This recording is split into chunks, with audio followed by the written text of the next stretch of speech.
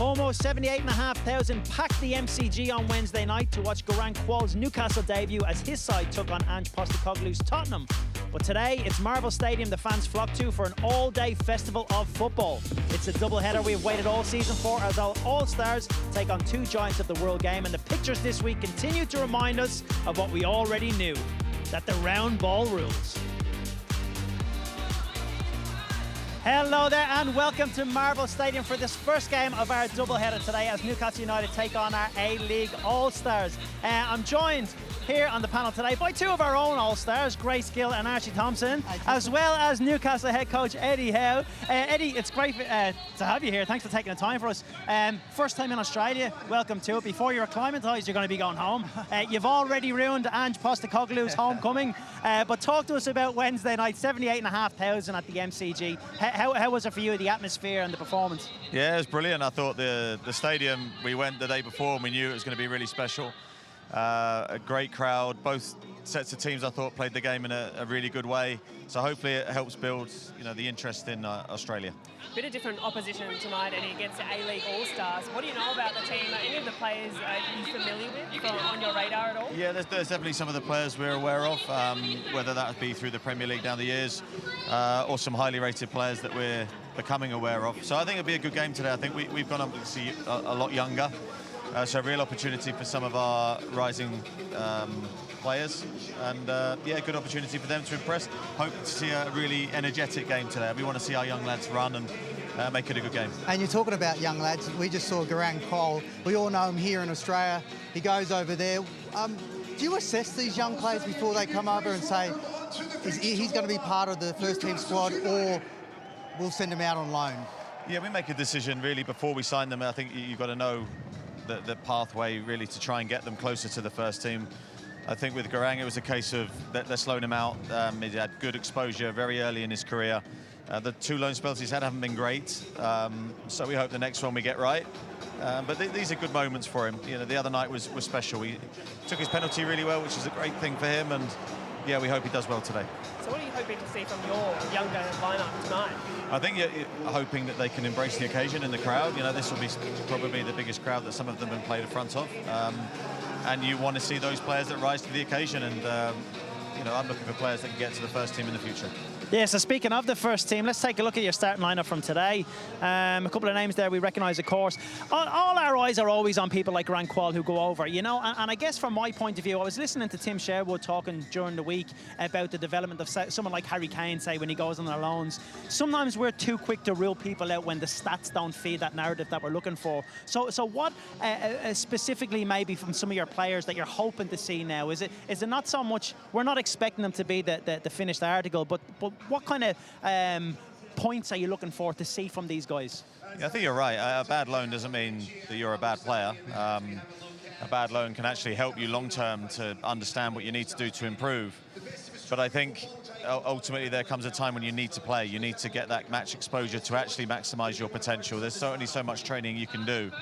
I'm looking for growth in everyone's game. Obviously, I know a lot of these lads really well, so I'm looking for continual improvement.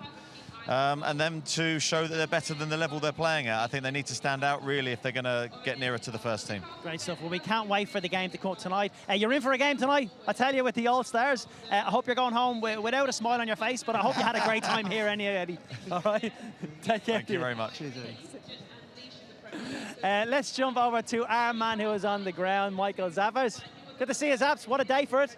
Yeah, good day, Tristan. Absolutely magnificent here in Melbourne. They say Melbourne's weather's terrible, but I don't believe it. Look at the sky's beautiful. The roof is open here at Marvel Stadium, and the pitch is in pretty good nick. There was an AFL match here last night. The A-League boys are lining up behind me and going through their paces. Patrick Isnorbo, great to see him back here and coaching the A-League All-Stars team. And let's take a look at who's starting for the A-League All-Stars tonight. And the Wellington Phoenix had a sensational campaign, as we know, and 3 players have been rewarded for their great form so far this season. Alexander Poulsen is in goal. He's been one of the best goalkeepers so far this season. The Scott Wootton also gets a start tonight. And the other Knicks player is Benjamin Old. He's had an outstanding season for the Knicks as well. Socceroos coach Graham Arnold is here tonight. I'm sure he'll be keeping a very close eye on Adam Taggart, who was the Golden Boot winner this year in the A-League men's competition. Another couple of stars we'll keep an eye on is Jay O'Shea, Angus Thurgate, also start Ben Garuccio, Nicholas Milanovic, Marcelo from Western Sydney, and the other Socceroo in the starting 11 is Matt Leckie. Leckie had a lot of injury concerns during the season. He did start to play regularly towards the end of the season for Melbourne City, so Graham Arnold will be watching him closely tonight. I know the Socceroos coach will also be keeping a very close eye on Apostolos Stamatolopoulos. What a breakout season he's had. Don't be surprised if he figures in the Socceroos considerations for the next window as well. And we can't wait to see Nestori Irankunda come off the bench this evening. So much depth on the bench. And if previous All-Stars games have taught us anything, Tristan, is that the pace here tonight will be electric. They'll want to prove a point against English Premier League opposition. Yeah, you're dead right there, Zappa. The only thing that's going to challenge that pace is the pace at which I speak. Guys, what a great team that's out there. There's a lot of quality on the bench as well, but through the start of every season, I always try and pick my favourite players off each team. They're on the pitch tonight. What can we expect from them? Yeah, well, it's huge. This is a league that we love. We watch week in, week out, and now the best of the best from their seasons are here working together. I'm so excited for it. Great. And one of my favourite players, he's leaving the A-League this year, but he joins us now on the player mic on the pitch there, Nestori Irankunda. Nestori, it's great to speak to you, mate. Back-to-back All-Star appearances for you. Again, coming up against Barcelona 2 years ago, it's fair to say that you were starstruck then. You're definitely the star boy coming into this game tonight. How do you feel as though your game has developed over the last couple of years, and how much of a better player you are now? I reckon I've improved a lot from my first season to now. So I'm really happy with the improvements I've made over the last 3 seasons. So That's a big game for you tonight. Do you get nervous coming up against big opposition, or is that something that you really rise to on the occasion? No, I'm not too nervous right now. Not too nervous. I want to ask you about the week that you've had with the All-Star team. What's the vibe like? What are you expecting from the team tonight? And also, just a quick side note, how long have you got before you jet over to Germany? I can't give you that type of information, but hey. Oh, spill it, mate. No, I can't tell you guys. No, but it's been rough. We've been training hard for this game. We're trying to come here and win, so we'll see how we go tonight. We're all our eyes are on you now coming up the next season and seeing how that next step in your development comes. What would you be hoping to get out of today's game? And again, I suppose just coming off the back of your most successful season as well, what would you be hoping to get out of the game today? No, I just want to put on a good performance for the people. My last game in Australia, so I want to show them what I can do. Show them why I'm here, so yeah. Are you going to be striking from 30 yards or 35 yards today? 35. 35 it is, with 4 cartwheels after that. We appreciate it. The best of luck today, and the best of luck for the rest of your future, mate. You're a shining star. Good on you. Appreciate it, thank you. Guys, what a game. I love that fella. I think he's unreal. But again, I suppose tournament games like this, I say tournament, I mean, it's a showcase, isn't it, coming up against the English team that is Newcastle. It's great for the league. It's great to see the support that we have in this league. We need to try and bridge that gap between the people who are showing up to these games and the ones who are coming every weekend for the A-League, right? Yeah, definitely, because maybe a lot of these players, a lot of these fans are just watching EPL and they don't know too much about our A-League. Well, there's some really young talent out there, and Irankunda, I mean, like you said, he's just a delight. And he's so calm. Like, we asked him if he was nervous. He was just chilled. Like, but you get him into a position where he sees a goal and he's running at players, he just lights up. And yeah, he can hit a ball from anywhere. It's unbelievable. Yeah, it is going to be great. 78,500, like we said on Wednesday. That's just a normal meet and greet for Archie there. But I tell you, it's going to be a great game today. We're going to catch up with the head coach of the A-League All-Stars, KP, Paddy Snow, on the other side of the break. Leeds legend. Absolutely love him. We'll catch you then, the other side of this break.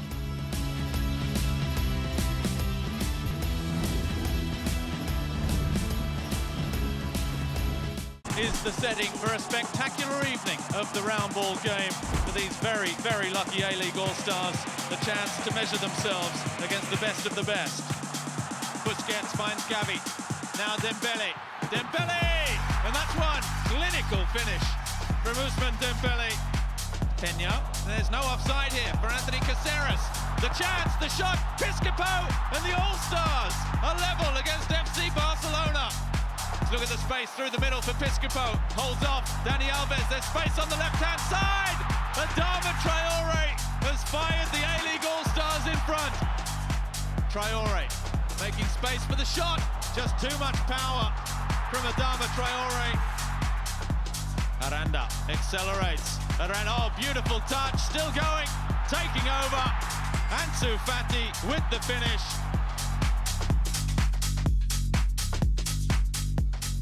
And that was, of course, the last time the A-League All-Stars had a game in 2022 in the Core Stadium. 70,000 showed up for that. And at one point, we thought we were going to beat the mighty Barcelona there. Rino Piscopo got the go, and then Adama Traore as well. What a game that was, guys. And again, I suppose from that game was really when Garang Kuol hit the international scene for a lot of people. Yeah, well, an opportunity for these players to showcase themselves, if not to the opposition team, but just to the eyes watching these kind of games. We can't really underestimate how many people tune into these sorts of opportunities. And it's for the players as well, not just testing themselves against the opposition, but also more of an international level football. We see players in our league stand out in their own right, but then to go up against the likes of a Barcelona, the likes of a Newcastle United, that's when a little bit more character is tested, Arch, and it's a genuine test for some of these younger players. That move just there, I was on the edge of my seat. I remember that game, but he was just outstanding, and that might have put a little bit of, put him in that shop window. But he was exciting there tonight. I mean, that night. It'll probably be exciting tonight, but yeah, it is a great opportunity for some of these young A-League players. There's certainly a lot of quality in our league, whether it is on the start of the spectrum or at the end of it. So what are these players feeling coming out now here, especially the younger players, Archie? I don't know how Garang's head would have been before that Barcelona game. I'm sure it would have been exploding, the fact that he was coming up against Barcelona. But some of our boys here tonight ready to take on the mighty Newcastle. Yeah, well, look, I mean, it's obviously a younger side, but I remember my time when with Melbourne Victory and Fulham came over, and I was a lot older, but still really excited and wanted to do really well. That's probably the same as what some of these young boys are going to be thinking about. They've got a long break, so what a way to finish a season. I know that a lot of these guys are finished now, but to finish with a win against the Newcastle team. Well, huge. And a player like Alex Paulson, who's had the season he has had for Wellington Phoenix. Last season in our league, he played 4 games. This season, he's played every single game, every single possible minute for the Phoenix, and was a huge part of why that team found themselves in the finals. If he's not yet in the shop front window, tonight is another opportunity for a player who is on a fantastic trajectory. And he's only a young boy, too. Yeah, He's 21. 21. Yeah, that's the thing. Incredible. He clearly has the quality, but again, you could see his confidence build as the season went on as well. He made numerous penalty saves as it goes on as well. Can a game like this kickstart something like that? Because no one really knows what their level is. But when they're coming up against these teams, I suppose, you have a good game, you feel like, right, I can match this here. Well, like Eddie Howe said, I mean, some of these young boys have got aspirations to be into that first team squad, and he's got an eye on them. So the All-Star, I was actually excited to see that they've got a young team, because sometimes when the first team come over, they're probably thinking about what they can do on their end-of-season trip.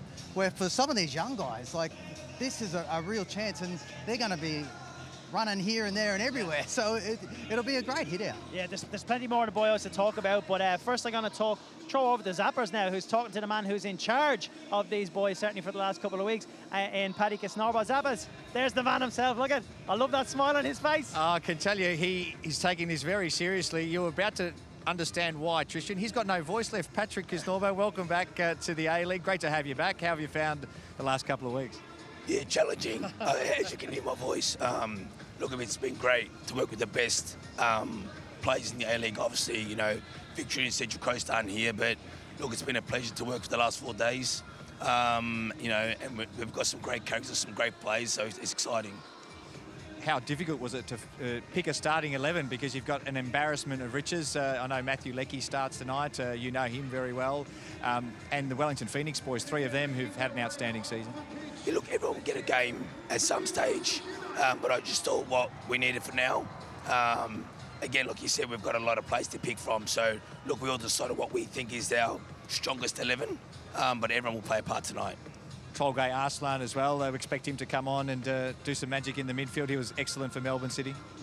Yeah, we'll see. Time will tell. But look, everyone's had a great season, and that's why they're here. So, we're recognising the efforts of all the great players we've had in this country this season. So, hopefully it's a good night tonight. We spoke to Nestory before during the warm-up. So much excitement and so much buzz about this kid. And I know you're the type of coach who will just try and play things down and make sure he remains level-headed. Have you had any special words to him this week? Yeah, I've actually.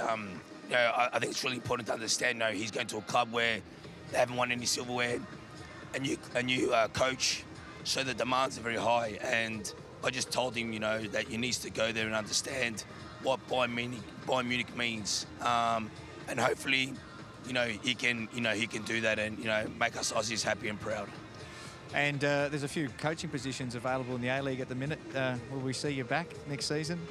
Nah, with my voice, I'll take your job. So, look, I'm just concentrating on here, and whatever happens at the moment. Thanks for joining us. Thanks. All right, Tristan, how about that? No voice for Patrick Kisnor, but I can tell you're taking him seriously because I normally see him at the gym on a Friday morning, but he wasn't there today. That's the best I've ever heard of. I absolutely love it. Was sucking on a exhaust I pipe. tell you, Ross Stanton's going to have a job ahead of him tonight. Look, he's the assistant coach. He's going to be doing a lot of the talking for PK today. But again, talking about some of the games, it's a great segue because the Wellington Phoenix, that will rise again. And Ben Old, someone like that. PK sounds very old today, but not Ben Old. He's one of the youngest players in the league, and he's one of the most highest performers in the league as well. He's been great this season, Gracie. He was unreal. He really stood up and performed on our stage. A young player, didn't play many minutes last season, a couple of injury concerns, but this season he's cut through in a way that he's a really special talent, has this unbelievable ability to break through lines with the ball at his feet. He's explosively fast, but it's not just that. His technical ability on the ball arch is something that, as an opposition, as a defender, you can't bite in at because he'll just take a touch around you and can dribble really well. Oh, you've said it all. I mean, he's just amazing, especially to the way that he sort of burst onto the scene. I was a little bit disappointed. I'm happy that Melbourne Victory are there, but a little bit disappointed that Wellington aren't because Ben Old, but all that squad was just excellent. But he was, from a striker's point of view, unbelievable, because when you're unpredictable in that front third, it's so difficult for defenders, and you've got speed and you can finish, which he did. He's just fantastic. Well, we're talking from a striker's point of view and someone who can finish. Adam Taggart has a fantastic season. He's back in the Socceroos squad. He's got the golden boot as well. And his team has finished bottom of the pile. But how great has Adam Taggart been this season? I'm a huge fan of Adam Taggart. I just love the way that how he operates, how he can... He's not just one-dimensional. He can stretch the defences with runs in behind. He can hold the ball up with his touches. He's so great in that box with headers or even just turning on a dime and like knows where the goal is. I was a bit disappointed actually that that form was a little bit late and that he didn't go to the Asia Cup because he is when he's in form incredible, and he's got an opportunity to go with the Socceroos. Yeah, he definitely. Look, we can sing lyrically about everyone who's in the squad, and it seems as though we do. It's great to actually step back here and look at the A-League and kind of go, geez, we've got quality there, we've got it there, we've got it there. Someone who didn't have a great season, well, a team that didn't have a great season, they turned around, I suppose, near the end was Melbourne City. But one of those main components of how they did turn around was Tolgay Arslan. He was great. He missed a couple of games through suspension, of course, but when he's on that pitch, he really is a magician, isn't he? His quality and really the architect for this Melbourne City team across the course of the season. When Arslan was playing well, his delivery to Lecky, to McLaren, he is a talented player. And when we spoke to Eddie Howe at the start of the broadcast and said, are there players that you're aware of, you know of, pretty sure Arslan was one that he would have a really keen eye on, not necessarily in terms of recruitment, but just in terms of quality and his experience internationally as well. Yeah, incredible. And it was Melbourne City's leading goal scorer. I mean, we used to see Jamie McLaren, but to do that in the position that he plays, because he's really a 10. So to get goals from where he is just amazing. And there was one game that he came off injured, but his accuracy in passing was almost 100%. And that was, that was probably about the 70th, 80th minute he came off. And it's not just side-to-side sort of passing, it's penetrating passing, looking to bring other players in. He's quality. I can't see how he goes today. And he lives on my street. Oh, does he? Yeah. I wouldn't know that because I've never been invited over. Speaking about accuracy of questions is Michael Zapponi, and he's here now with Joe White. Sabbath. Well, Joe, welcome to Marvel Stadium. You had a first look at the MCG. You had a good amount of time on the pitch the other night. What were your impressions? Yeah, it was a great stadium. Really massive stadium, and obviously a good turnout in the end as well. I think it was about 80,000 there, so it was good to obviously get 45 minutes and good to score a penalty as well. Short turnaround for you. How did you spend your day off? Catching up on sleep still, and I just had a little walk around the hotel and stuff. Did a bit of shopping, went out for food and stuff, and yeah, just try to prepare myself for today, really. Not much time in Melbourne, but Eddie Howe spoke about after the game the fact that this is a great opportunity for some of the younger players like yourself. How do you approach tonight? Yeah, obviously we've had a quick turnaround since Wednesday, so there's a lot of the young boys starting tonight, so it's obviously a massive opportunity and just a chance to impress, obviously. Nothing competitive, so the lads should go into the game really confident, really. And there was a bit of a surprise, I think, for some of the penalty shootout the other night. But, you know, there's one coming tonight if it's a draw in the end, and you'll take one if you get the opportunity again. Oh, yeah, I'll be first to take her as well again if I'm still on the pitch. So, yeah, hopefully we win the game instead of taking it to pens. But, yeah, if it goes to pens, I'll definitely be taking one. All the best tonight. Thank you. Cheers. Of course you'll be taking pens. I'll take a pen if there's one going tonight. I tell you, it's starting to fill inside Marvel Stadium tonight. As we said, a huge double-header. The Gunners take on the Liberty A-League All-Stars. But the first game is Newcastle versus our A-League All-Stars. And the first half is kicking off on the other side of this break. Don't go anywhere.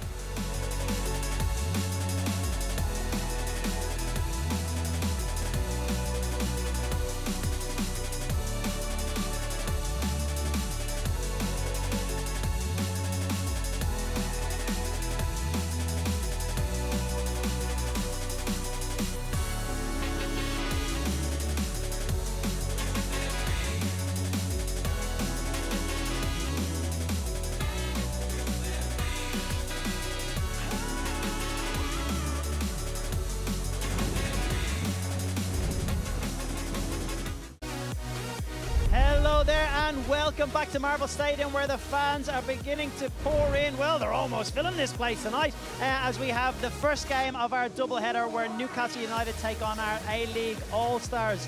It really is in for a cracking night. Guys, the excitement is starting to build now. It really is. What can we expect? Gracie, I'll go to you first in tonight's game that's coming up now, Newcastle and the A-League All-Stars. Yeah, well, I think given the lineups, we can expect a pretty attacking A-League All-Stars side against what is a younger Newcastle United team. I think the A-League All-Stars, the way that Kisnorbo sets up, the team's going to be on the front foot. They're going to try and throw a few things at this younger Newcastle side, so I'm really looking forward to it. And Arch, what about yourself? What do you expect to see? And it's great to see Paddy Kisnorbo back as well, isn't it? Well, if you could understand him, it would have been great. But look, you can see all the fans here. There's a lot of Arsenal supporters too. They're dying for the women's game afterwards. And Wilson there and Popey yes, sitting down there. Yeah, dying to get involved in this game. but look, for the Newcastle, I mean, they've got a young squad.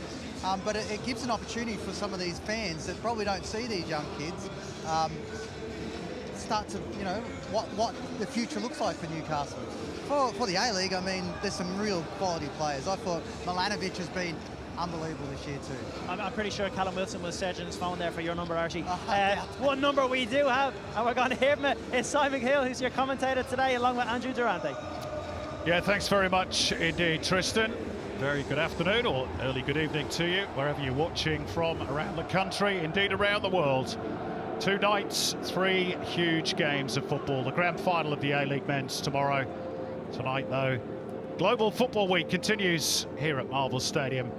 It is the A-League All-Stars men's against Newcastle United. And then the women take on Arsenal. The 4th iteration of the A-League men's All-Star team. The first time they have gathered in 2 years. And after their 3 previous games were all in Sydney, the first time playing in Melbourne as well. And a chance for our local players to pit their wits against one of the English Premier League's big names, Newcastle United, the famous black and white stripes of the Geordie nation, although not tonight. They are wearing a changed strip. And of course, they've already been successful on their mini tour of Australia, beating Spurs on penalties at the MCG a couple of nights ago. Many of Newcastle's big name players are going to sit this one out, but of course, the European Championships and Copa America must take priority for many of those players. But there will at least be one familiar name to the locals in Garang Kuol, whose move to England was inspired, in part at least, by his performance for the A-League All-Stars against Barcelona a couple of years ago.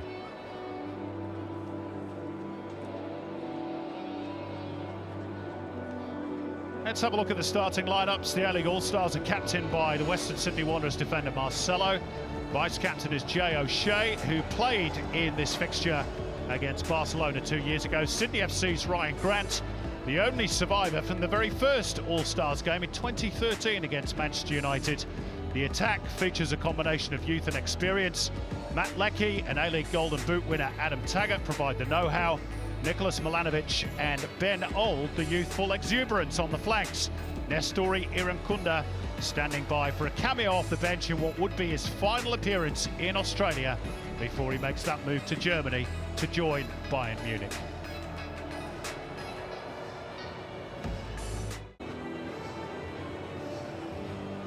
So Newcastle in the green and the A-League All-Stars wearing their very snazzy all-dark strip with the yellow and a little bit of red trim. And here come the match ball for the officials with the Isuzu Ute Mini making the delivery. And there's our referee tonight, who is Daniel Elder, Andrew Lindsay and Arvin Shanmuganathan running the lines. Jonathan Pereiro is our fourth official.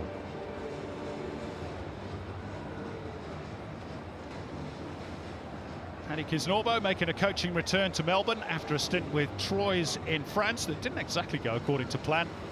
He won the A-League Championship in the city, of course, with Melbourne City 3 years ago. And by the sounds of his pre-game interview, he's been shouting himself hoarse on the training ground this week.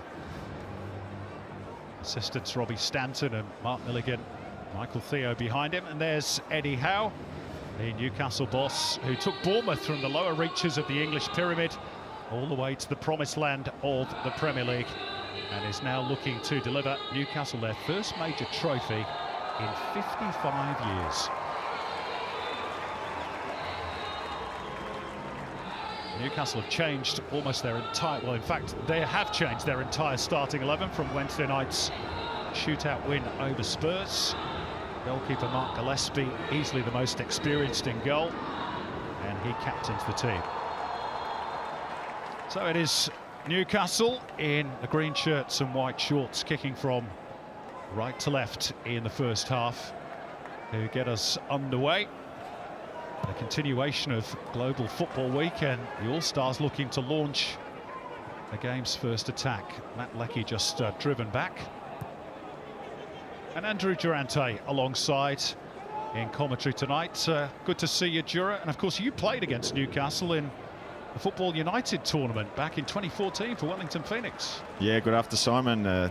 Afternoon. It's a pleasure to be alongside you. But yeah, we did. 2014 in Wellington, we got to play against Newcastle United. We lost 1-0 on the night. But yeah, great occasion. And again tonight, having Newcastle out here in Australia, and there's plenty of fans here tonight in the green and in the black and white. Who did you mark that day, Dura? Amiobi. Amiobi. And I think he's on this tour, isn't he? With Newcastle as an ambassador. And he's a mountain of a man. Here come the All-Stars. And out comes Mark Gillespie, who was Newcastle's hero in the shootout. He only saved one of the penalties from Ryan Gill of Tottenham, but it was the crucial one, the very first in the shootout as well.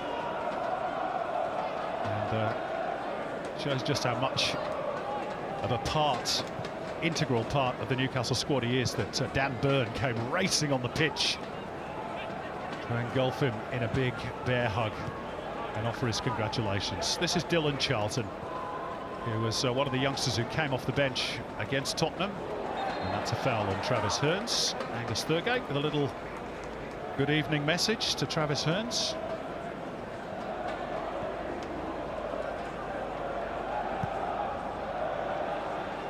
And from the All-Stars point of view, Jura, I guess they've got a bit of a point to prove, haven't they? All the noise is about the big Premier League teams.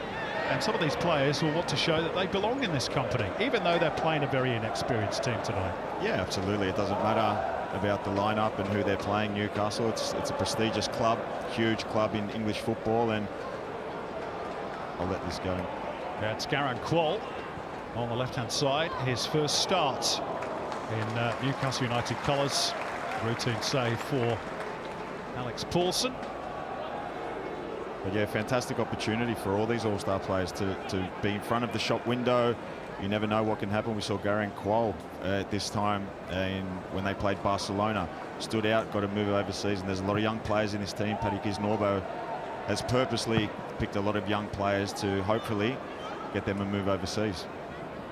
Saw Nicholas Milanovic there just shielding his eyes from the floodlights, which are on full beam inside Marvel Stadium as the ball came flying through the air towards him. Just dazzled momentarily. This is Alex Murphy, one of the young central defenders. Hails from the Republic of Ireland. Signed for the club from Galway United. Marcelo winning a strong header above Ben Parkinson. He won't be overawed by this occasion. He's played in the UEFA Champions League latter stages too with Lyon, where he was actually a teammate of Bruno Guimaraes. Currently with Newcastle, of course, but not involved tonight.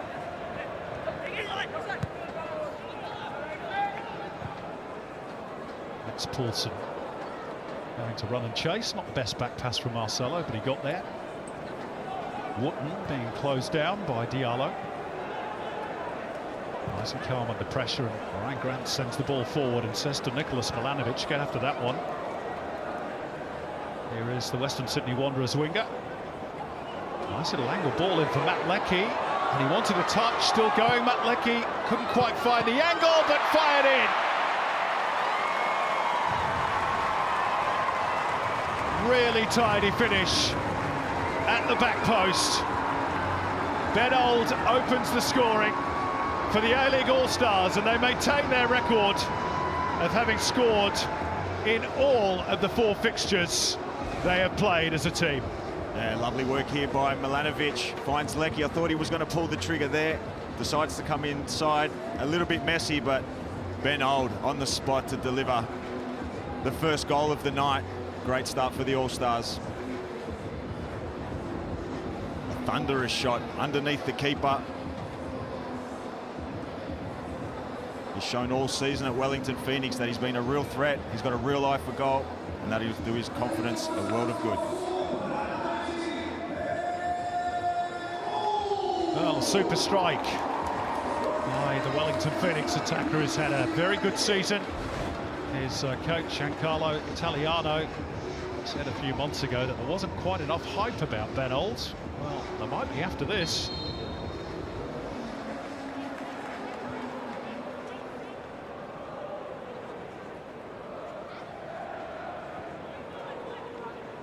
And it was all set up in the first place, Jura, by a lovely ball forward from Ryan Grant into space for Nicholas Milanovic.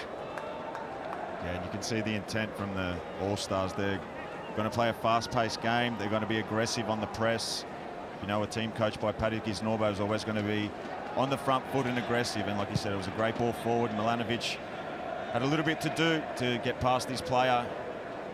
Leckie a little bit fortunate inside there, a little bit clumsy, but like I said, it was a fantastic finish from young Ben Old. And this inexperienced English Premier League outfit find themselves behind. They also caught offside. Looked like he just dallied for a moment, but it breaks kindly for Milanovic. Again, nice and positive from the A-League All-Stars.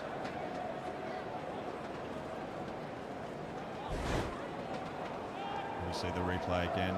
Milanovic just standing up the defender. I think Leckie was about to pull the trigger. And again, a super finish. I think you'll see a lot of Milanovic in this game. He's had such a good season at Western Sydney Wanderers. Breakout season, really. Consistent game time. Contributed plenty of goals, plenty of assists. he'll definitely be someone that, if anyone gets looked at, he's definitely someone that would be on the radar, definitely. Yeah, 9 goals for the Wanderers during their league campaign, and picked up a handful of awards at the end of season night as well last week. And again, the All-Stars have pinched the ball. Here's Milanovic and Leckie. Out comes Gillespie, and there was a really important challenge there from Kieran Thompson just to hold the All-Stars up.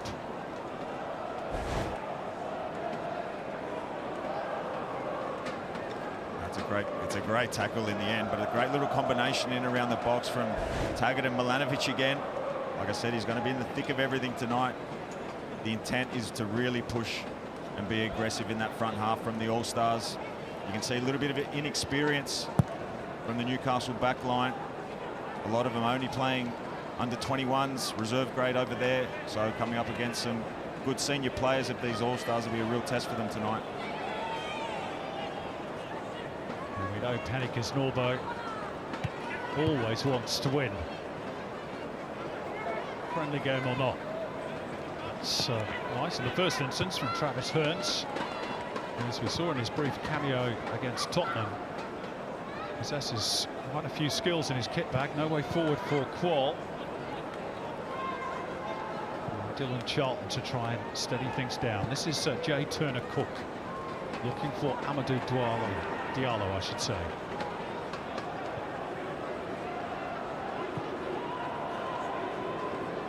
Marcelo.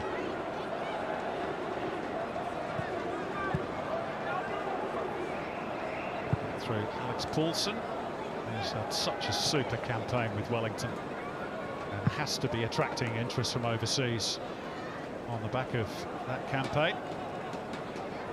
Yeah, to think this is his first full season. He played the whole year like a seasoned pro, so calm with his feet. Giancarlo Italiano, a Phoenix coach, likes to play a possession-based game, and he was fantastic at the back. Travis Hearns just picking the ball up in a little pocket of space, left open by the All-Stars. Jabbed back by Qual for Turner-Cook. Thompson. And now Alex Murphy. Hearns again. Not quite on the same page as Dylan Charlton, who then commits the foul. Young boy from Gateshead, Dylan Charlton. Same neck of the woods, of course, as namesakes Jackie and Bobby back in the day. I don't think he's any relation. A bit to think about for Eddie Howe. No doubt looking for one or two of his promising youngsters to maybe prick his ears up and think that they might be worth having a look at in the first team next season. There's already a couple of young boys that have got some senior appearances. Joe White, a few appearances for the first team. Alex Murphy as well, big raps on him at the back. And he showed against Tottenham that he looks capable. Nice and calm on the ball. He was sold a bit of a hospital ball there by Kieran Thompson. Managed to retrieve the situation. This is Joe White. I was impressed with him off the bench against Tottenham. Looked very neat and tidy on the ball. Keep an eye on him, the number 40. That's a foul. Jay O'Shea, the offender.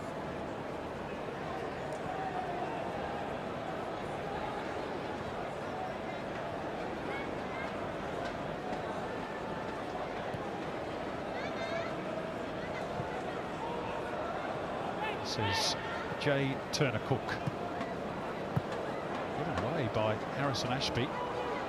Bit of a nervous start from Newcastle United, and the All-Stars thought for a moment they were away, but Ben Old had committed an infringement. Just see how quickly Ben Old was ready to pounce on any mistake. That loose pass backwards. He's got such speed. He's so quick across the ground, Ben Old. He's got lovely feet. Even when he's dribbling with the ball, he just looks so elegant. Then Parkinson putting pressure on Marcelo. The All-Stars nice and calm and composed. And here's Marcelo, captain for the night. Milanovic, Ryan Grant nips in ahead of Garang Kuol. Good feet from Lecky. Ben Garucho's pushed forward down the left. Here he is. Gets the cross in early, and the flag's up against Adam Taggart. But nicely constructed again by the All-Stars. Yeah, it was a lovely move. Again, starting from the right side with Ryan Grant, shifting it across. Jay O'Shea with the diagonal ball out to Benny Garucho, and Taggart just strays slightly offside. But a lovely worked move by the All-Stars. And you've got to think, Simon, they haven't had a lot of time to kind of gel together here and get combinations working. They're looking okay at the moment. The cutback was just behind Taggart. Lecky retrieves it. And they'll go again, the All-Stars. Chance here for O'Shea. And Mark Gillespie forced into action.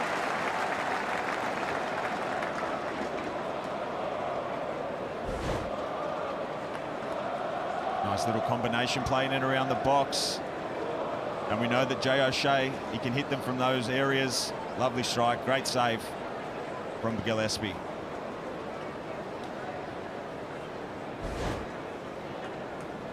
It's produced a corner which Jay O'Shea from Brisbane Roar will deliver towards the back post. Goal kick is the verdict. Scott Woodman does not agree. Mark Gillespie, 32 years of age, 161 games for Carlisle United, spells at Walsall and Motherwell, but he sat on the bench 43 times in the English Premier League without making his debut for Newcastle. But he's in from the start tonight and captaining the team.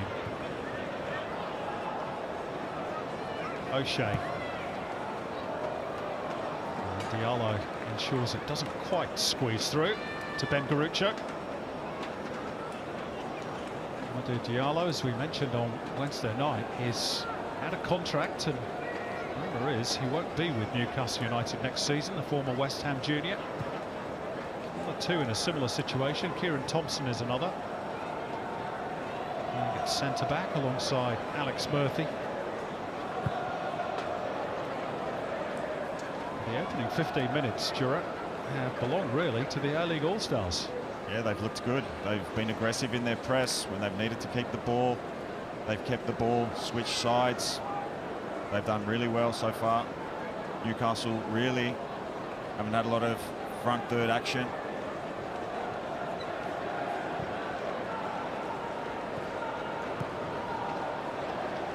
Joe White was first to show and give Thompson an option. Alex Murphy to carry the ball forward towards halfway and driving through the smallest of gaps. Oh, that's lovely from Joe White. Really nice balance shown by the midfielder. Garang Kuol, who lit up this fixture 2 years ago with that performance against Barcelona for the A-League All-Stars. He's in position for a pass here, but Hearns turning back inside, the Norwegian. Murphy. Ben Holt, look at the pressure they're looking to apply on the goalkeeper. It's really difficult for Newcastle to get out. They've not been able to do so. Milanovic, it's 3 against 2. It is no! I was about to say it's 2-0, and it went off both posts and back out. Extraordinary.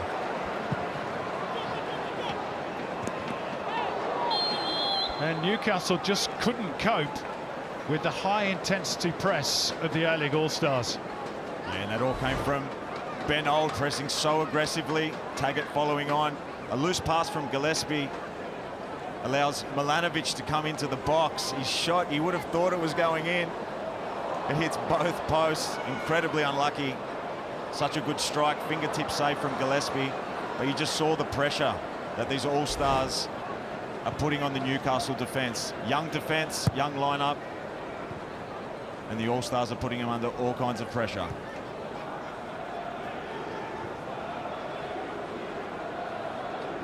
Well, a large contingent of Newcastle United fans away to our right. Pretty quiet at the moment.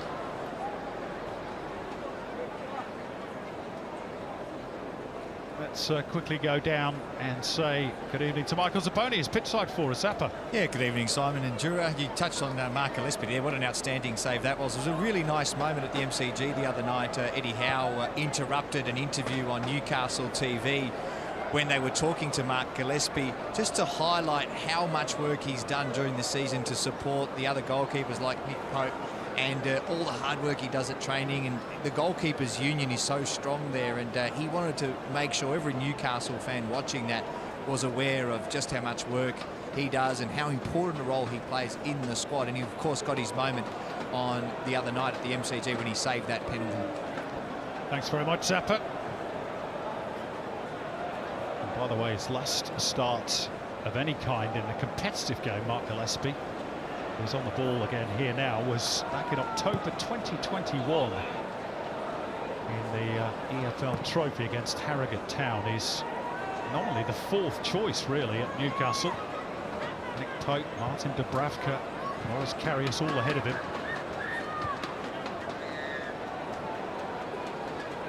Football these days, of course, particularly at Premier League level, Jura, is a squad game. And you need your players who are not playing to support those who are, and he clearly does that. Yeah, and every club needs somebody like that. Great club man. Obviously not a lot of game time, but can be called upon at any moment, especially Newcastle season. They just came off the back of a heavy load with cup games, Champions League. You've always got to be ready. You never know when you're going to be called upon. Well, more reports, yeah, great club man. And when he was called upon just then from Nicholas Milanovic, he did, as Zappa pointed out, make a very good save. Even though he perhaps had a touch of good fortune with the woodwork coming to the rescue.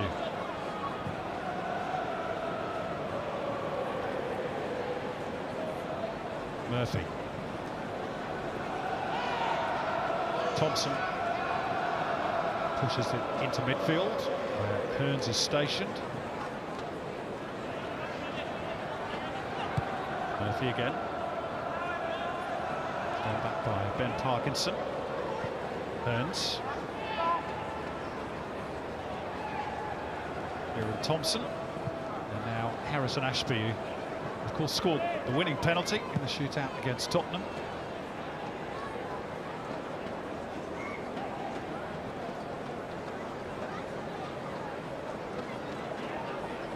There's Travis Hearns, just 18 years of age, Norwegian born. Had spells with Wolves and then Shrewsbury Town, where he actually made his senior debut back in 22-23 before heading north to Newcastle for an undisclosed fee. He's got a brother as well who plays in the Norwegian second division.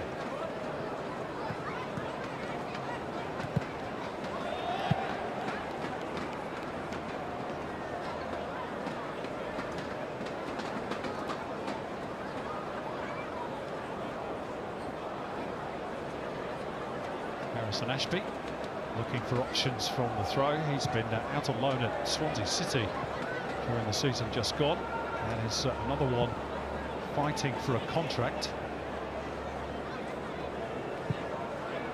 So there's a fair bit on the line for quite a few of these young Newcastle starlets. Garang Call, of course, chief among them, Jura. Yes, where should he go next season? Well, we saw Eddie Howe in the pre-match speak about they got the loan moves probably wrong, and they need to make sure that the next loan move for Garang Call is the right one. And I'm sure every Australian will be hoping the same thing. He just hasn't had the game time or the impact that we thought he may have had.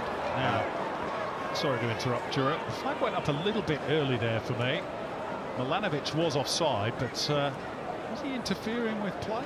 Jay O'Shea was about to control the ball after he himself headed it. I mean, Milanovic is offside, no doubt about that. Yeah, maybe he does interfere with the defender, Dylan Charlton.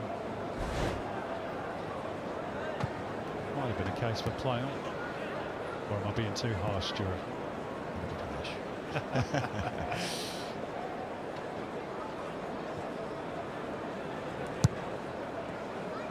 Hearns. Charlton. And Alex Murphy.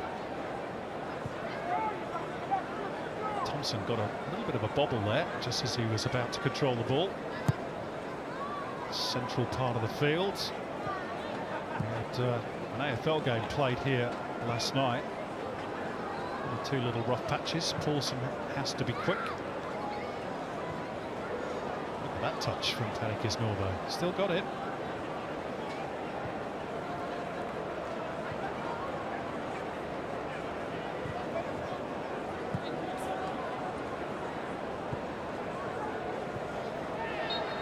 Foul on Jay Turner-Cook.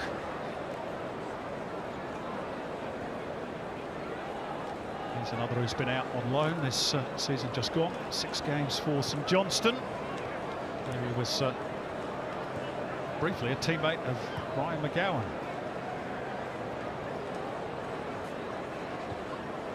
It was recalled in February after sustaining a hernia injury.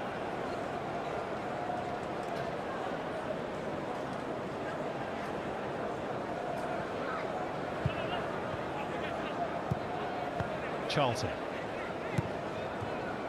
Aaron Quall looking to get the better of Ryan Grant. Two familiar combatants from their A-League battles in seasons past. Oh, that's a nice touch by Hearns. And Quall gets a shot on target, but straight into the midriff of Paulson. I was just about to say we haven't seen much of Garang Quall in his first 25 minutes, but he's finally got himself on the board and around the box. Tries to make a little bit of room for himself to take the shot, but good signs getting him on the ball more. Here's Ben Garucho's pushing forwards. Oh, and it came off Dylan Charlton, and it's steered into the net by Nicholas Milanovic. And the A-League All-Stars have doubled their lead. The two wingers on the score sheet. A mistake from Dylan Charlton, and the All-Stars pounce.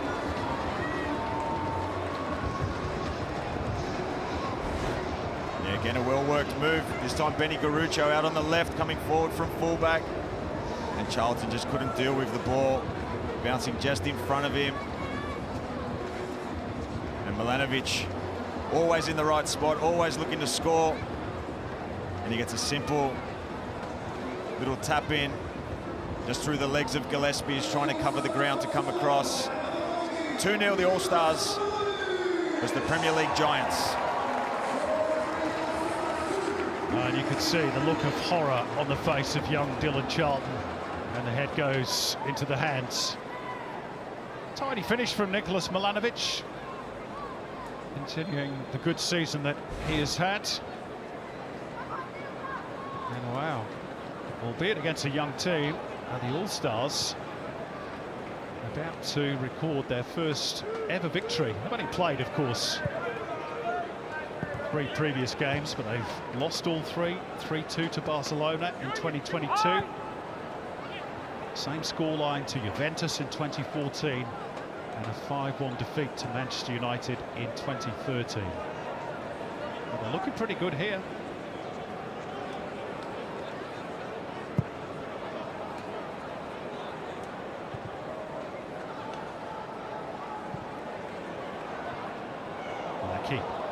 Clever.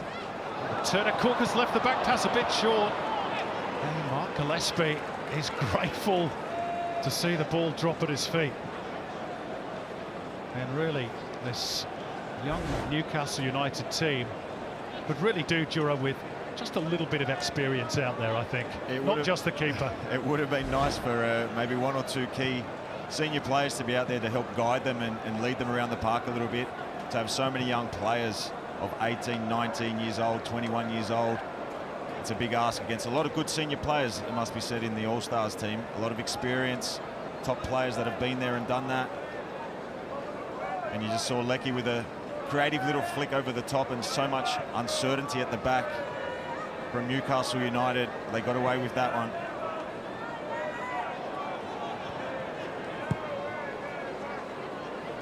This A-League All-Star starting 11 contains 4 senior internationals, all of whom have played for their country at the top level.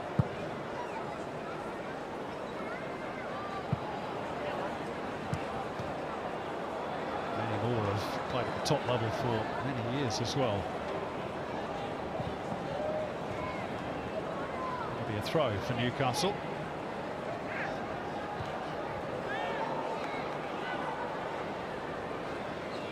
He never shirks a challenge, does he? No matter what the game, he always puts in.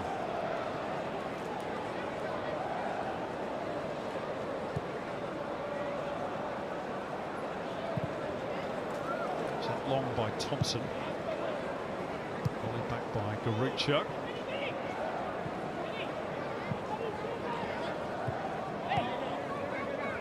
Old. O'Shea.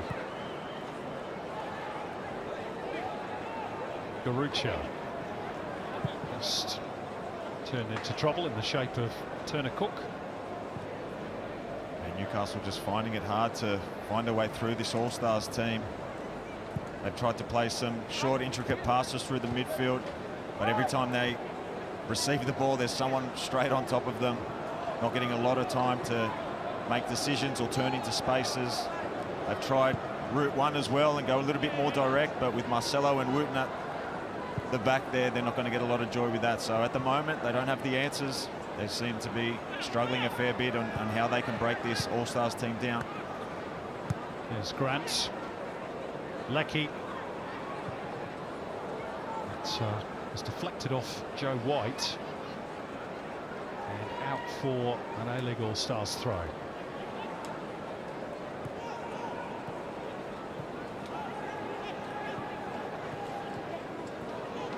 Fergay. Marcelo.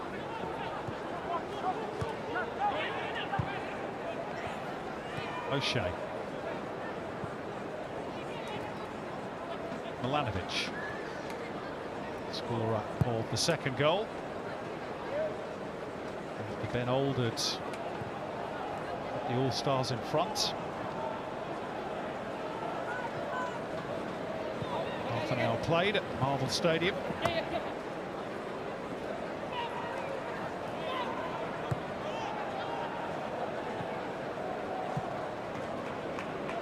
And to be fair, even though they're against very young opposition today, Jura, they've stroked the ball around really well, the All-Stars.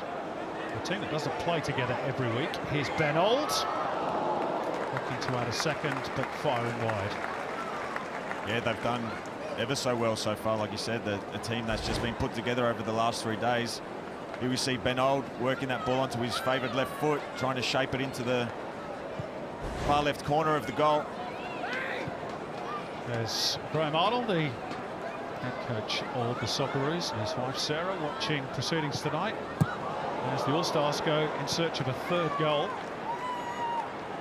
Held up for now. 2 big World Cup qualifiers, of course, coming up for Australia.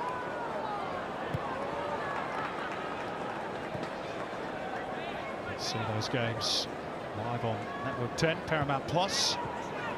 It's Bangladesh and Palestine.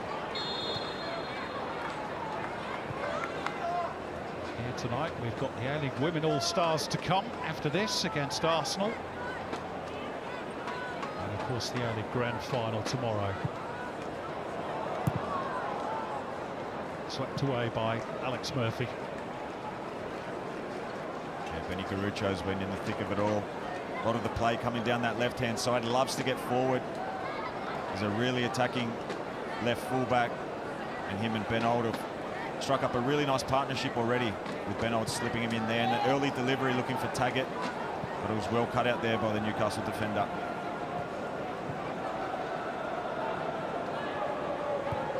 Marcelo.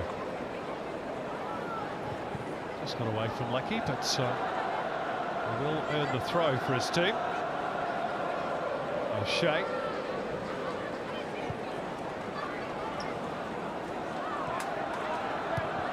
The other problem for Eddie Howdura is that Kieran Trippier aside, he's really got too much experience on the bench either. Yeah, he'll be looking across at his bench and young kids as well.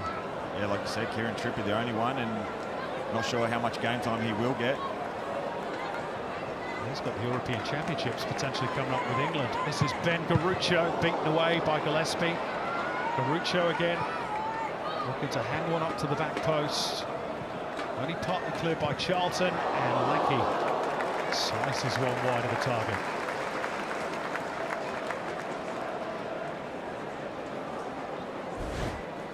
Yeah, again, Benny Garuccio, strike on goal. Gillespie couldn't deal with it. And then Lecky on the half volley on the edge of the box. Just goes wide. It was always going wide, but another attack on Newcastle. They seem to be coming wave after wave at the moment, Simon. Yeah, just that one shot really at the other end from Garang Kuol was easily taken by Paulson, and again they're in trouble. It's 3. Adam Taggart adds his name to the score sheet. Big smile on the face of Paddy Kisnorbo, and this dominant first half display has got its reward for the A-League All-Stars. Again, Newcastle putting the ball under a lot of pressure here, trying to find this pass through the middle of the pitch. It's a loose ball, and they're going to get picked off all night if they try to play like that, and it's a super finish from Adam Taggart. Golden Boot winner for the season, and he's shown his quality again, just picks his spot, places into the left-hand corner of the goal. Great finish by Tags. He's been doing that all season, hasn't he? 20 goals in 25 games for Perth Glory, a team that finished at the bottom, remember, of the A-League men's ladder. And now one against the Premier League giants. And this has been a pretty miserable first half for the young kids from the northeast of England. Yeah, some big lessons for these youngsters, obviously being told to play a certain way and continue to play a passing game and try to break through lines, but under immense pressure and some loose passes, they've come unstuck.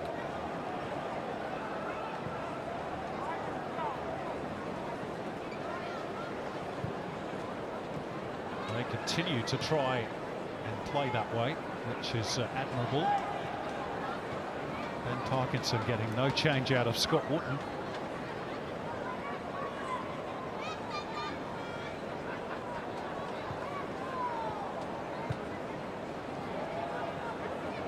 Room here for Ben Olds. He was closed down by Turner Cook.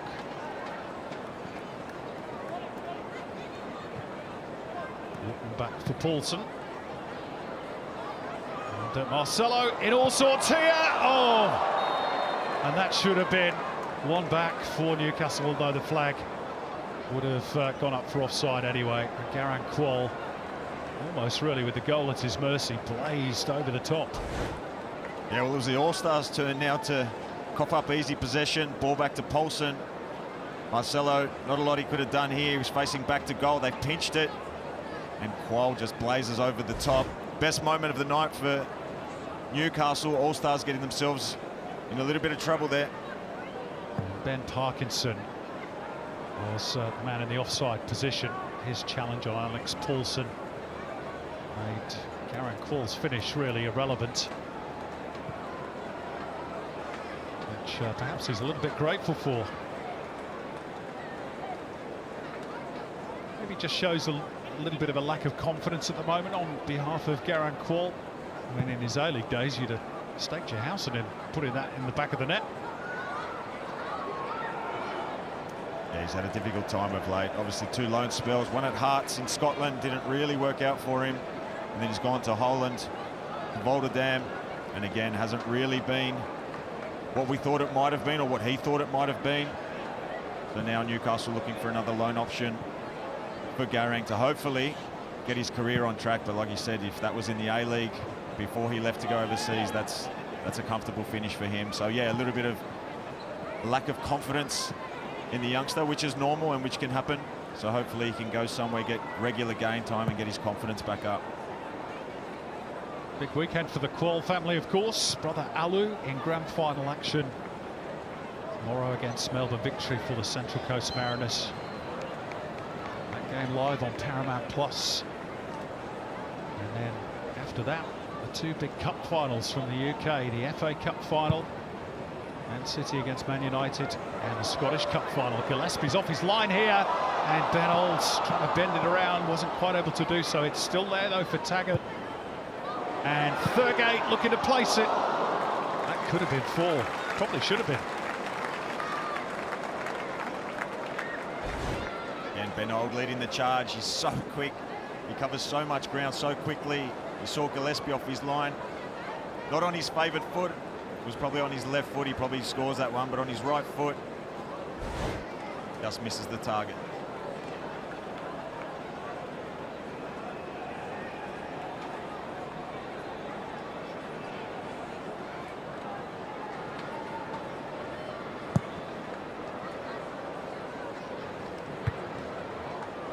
Climb by Marcelo. Dylan Charlton has a bit of a problem here, but Milanovic is coming back from an offside position. At least I thought he was. Instead, we have an all-stars throw, and Grant with the cross. And it's going to be a corner. Kieran Thompson did just enough to put off Matt Leckie. You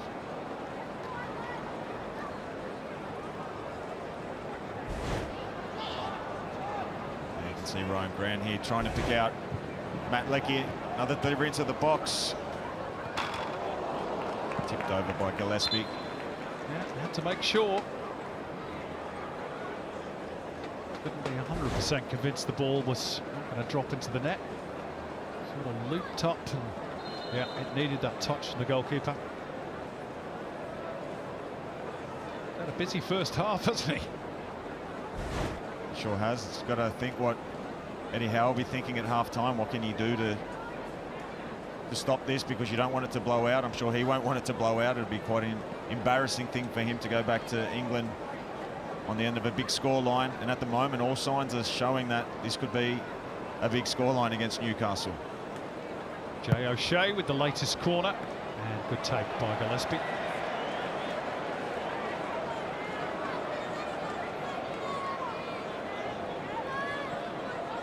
Charlton.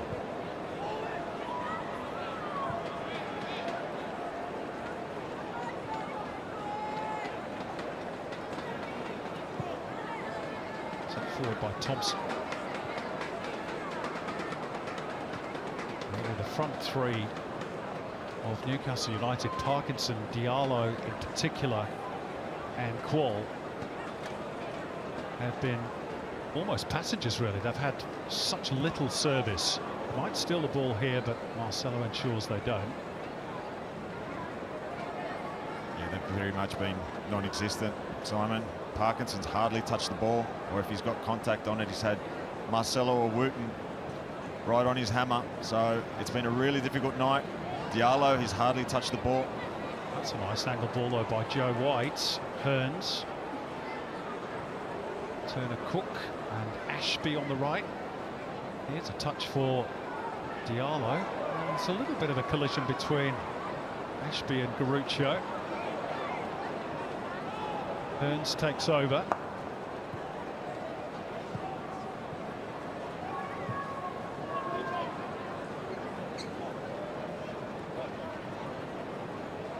Joe White to settle things down for Newcastle. Turner Cook. Charlton. Nice angle ball by Dylan Charlton. Garang Qual in behind. Doesn't quite work out for Newcastle, but a bit more promising.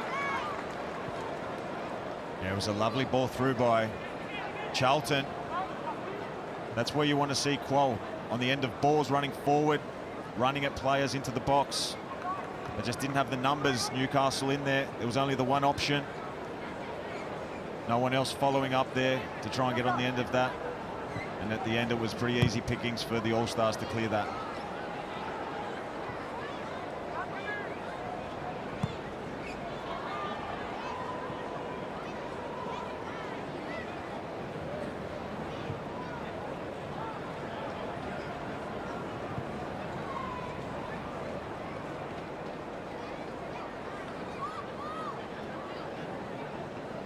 This Newcastle United's 52nd and final game of the season. It's a foul by Marcelo on Hearns. And the goals against Column, as we mentioned on Wednesday night, has been a problem for Eddie Howe this season. Not that many of these players have featured in their Premier League matches. 62 goals have gone in the wrong end so far as the Toon are concerned, which is why they continue to be linked to a whole slew of defenders in the off-season transfer market. Tosin Adara Bioyo chief among them, the Fulham centre-back. Lloyd Kelly also has been linked from Bournemouth. Foul there on Parkinson. He's chasing after Marcelo. Infield by Grant. O'Shea. Grant is not going to give this one up, but Dylan Charlton always the favourite. You speak about the defensive frailties that they had. It's a good opportunity for a lot of these youngsters to state a case to the manager that, hey, we are good enough. I'm not sure they've done that in the first half. They definitely haven't done that, but it was their opportunity to say, hey, you know, you can rely on me.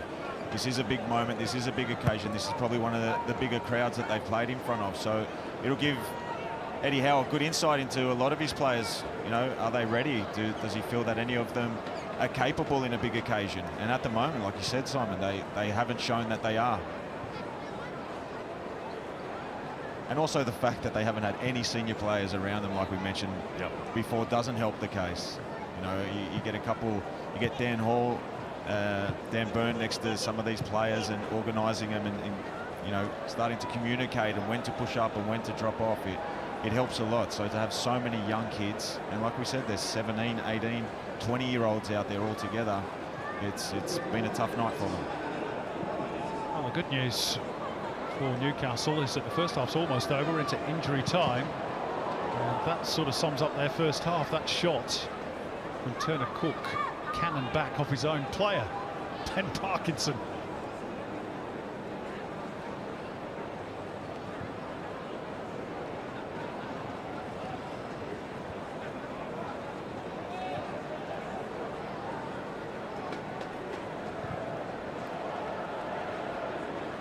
Thompson. Ashby. Newcastle throw.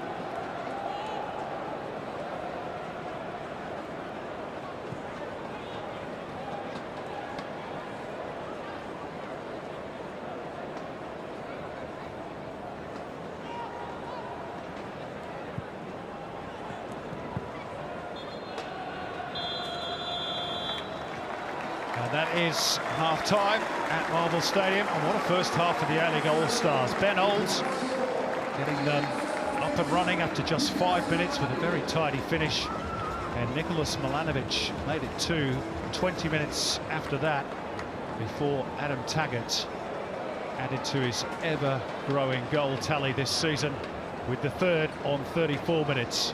You could almost say it's been men against boys. It quite literally has been, really, in the first 45, and that is why the half-time scoreline reads Newcastle United 0, A-League All-Stars men 3. We are off to a quick break. On the other side of it, join Tristan and the team for their thoughts on what we've seen here in Melbourne. Stay with us.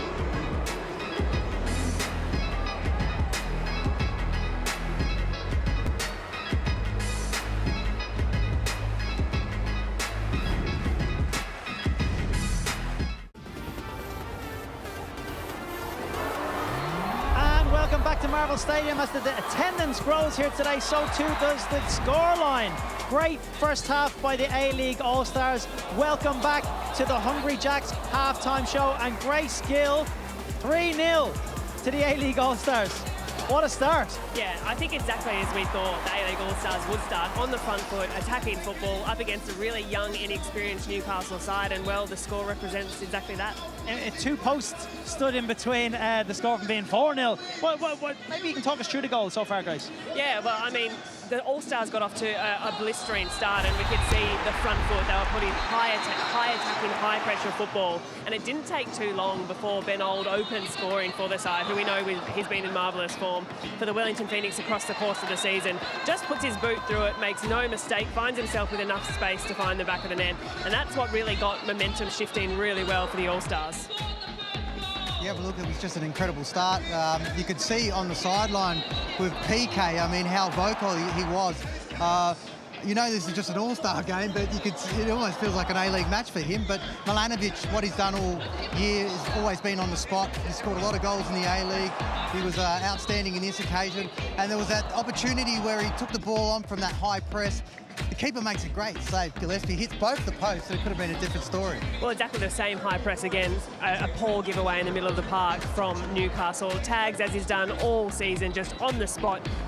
Swivels, spins, gets the shot away, picks the corner really, really well.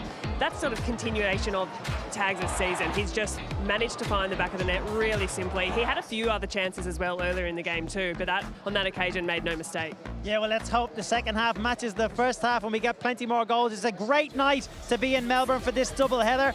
Plenty more football ahead. We'll see you after the break.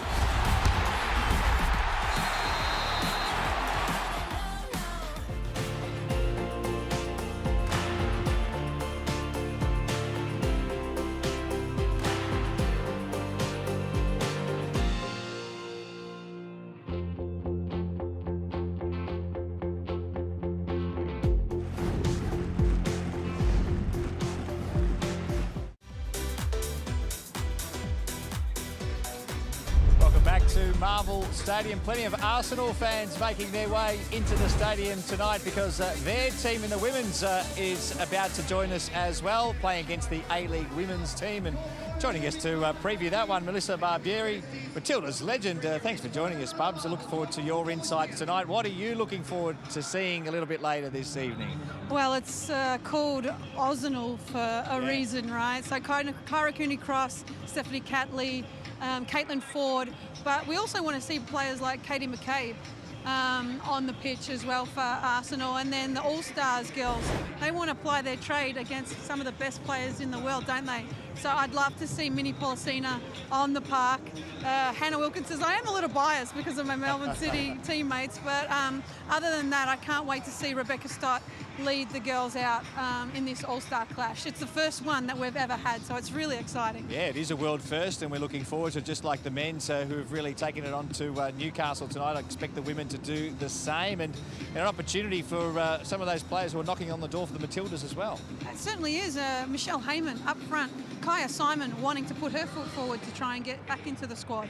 And plus all the players from Arsenal that are in their academy squad, they are also trying to put their foot into professional contracts. So it's a big one. It means more than just the All-Star match. Yeah, absolutely. We look forward to hearing your insights a little bit later. We're off to a break. Don't forget the men's second half, just a minute away.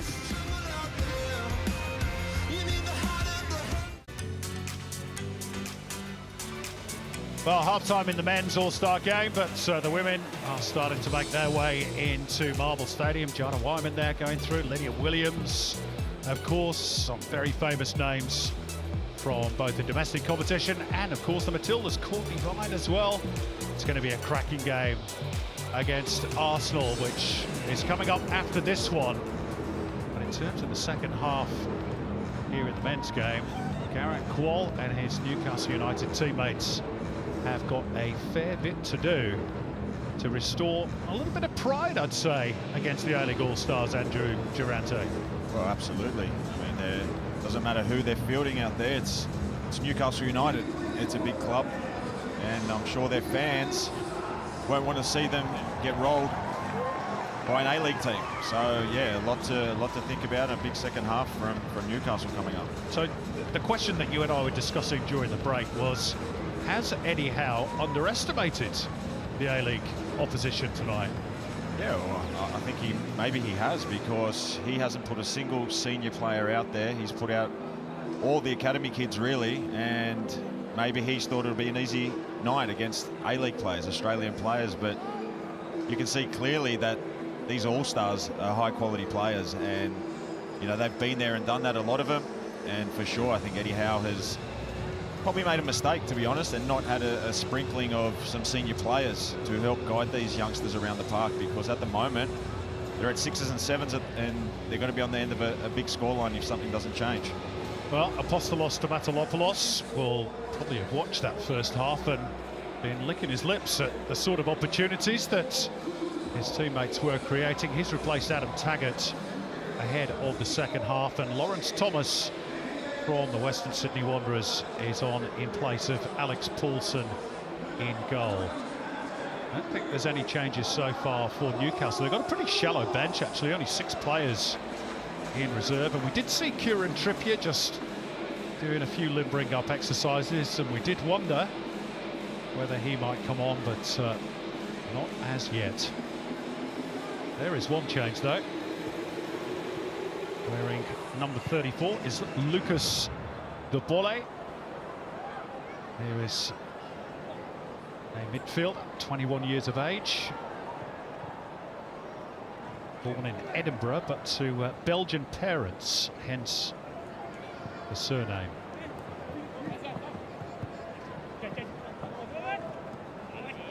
The second half starting pretty much the way the first half went, with the A-League All-Stars on the attack.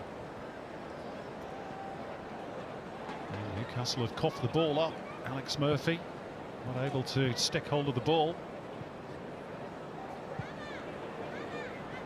There's confirmation of that change. Jay Turner-Cook is the player replaced.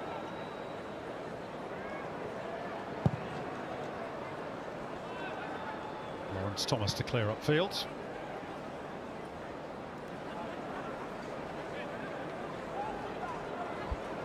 Confirmation of the A-League All-Stars changes as well.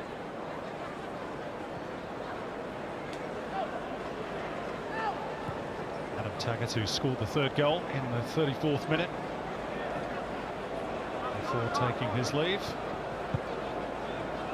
A nice little angle ball from Garant Quall, and there's space to try and exploit here on the right for Harrison Ashby, and he's made rather a mess of that, the fullback.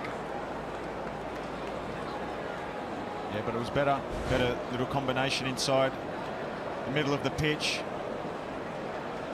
Tried to deliver a ball here into the box, but got it wrong. But the more they can do that, you can see a bit of a formation change as well, or personnel change. Qual in the middle of the strike force now, and Parkinson's come out to the right-hand side. So let's see if that changes anything, with Qual going into the centre of the striking area.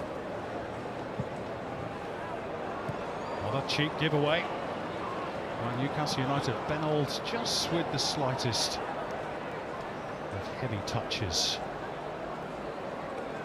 Ellis Stanton has also come on at half-time for Newcastle, wearing number 64. There he is, 19-year-old. He's been with the club since he's been 8 years of age. One of the regulars in Premier League 2, which is the under-21 league in England this season. And he's a bit of a nuggety character by all accounts. Booked in 4 of his last 5 matches in that competition. That's normally the way for a defender. You picked up 1 or 2 during. That's the way. I had a couple of yellow cards, I think, in my career. I remember you getting too many reds though. 1 red. 1. Just the 1. Yeah, not bad. Plenty of yellows. Sort of occupational hazard for a centre-back. O'Shea. It's going to be a throw-in for the A-League All-Stars. Which Ryan Grant will take. And This is Jay O'Shea. Little scoop over the top for Grant. And with the part of the head that he didn't particularly want it to. Kept alive by Leckie.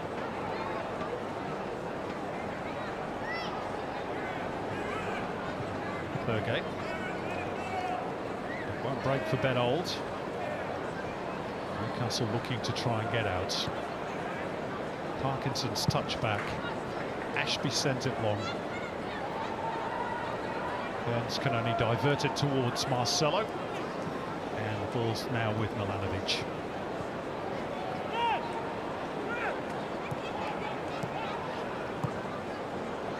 Oh, that's a handy ball. And Gillespie's come an awful long way and hasn't got there. Surely it must be a goal, but now the flag goes up. And Matt Leckie is going to be denied. But Newcastle got themselves again into a dreadful mess.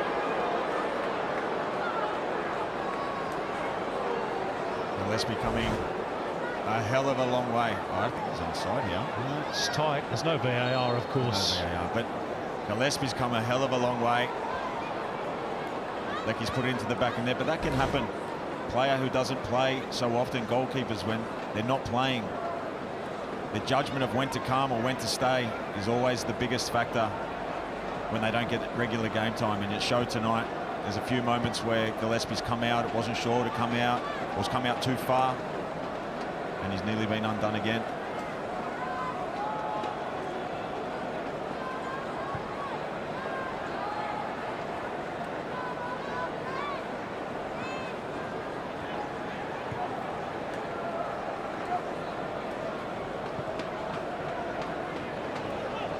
This is Alex Murphy.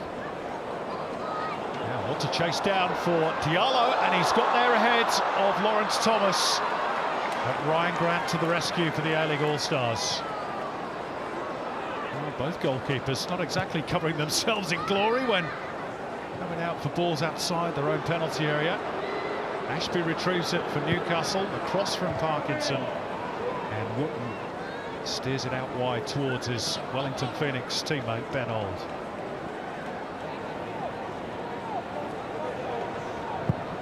Sights of goal for Newcastle have been pretty rare. That was certainly one. It was the first time we saw Newcastle actually get that ball into a bit of space in behind the back line of the All-Stars. Ryan Grant just a little bit out of position, allowing Diallo to get in behind him. And Lawrence Thomas, just as I was speaking about Gillespie not getting his timing right, he's had a swing at the ball, missed it. And Ryan Grant recovered really well.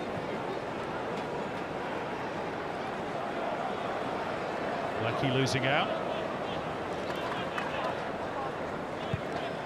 The volley back for Stanton. Turned back by Joe White.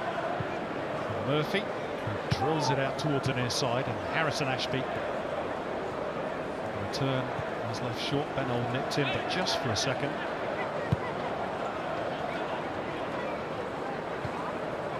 Nice little angle ball. Well pass by White, and offside flag against Garang Kuol. You mentioned his lack of game time this season. Hadn't actually featured since February for Volendam. His last start for the Dutch club, that's fractionally offside, was back in November of last year. So as we discussed in the first half, Jura, it really is so important that they get the next loan move absolutely spot on for him. Yeah, and it's the case with all these young kids. They need to be playing. They need to be playing regular football. Even in the A-League, you see cases where some really good young players that just aren't getting enough game time, and then when they're called upon, they're not quite at the level. So the most important thing at this age, 17, 18, 19, 20 years old, is regular game time. So hopefully he can find the right club for himself, Garang Kuol, and really just start to nail some regular game time, because it'll do his confidence a world of good. Leckie, a slide rule pass. And this has gone. Second time in the second half that the All-Stars have had the ball in the back of Newcastle's net, but neither will count.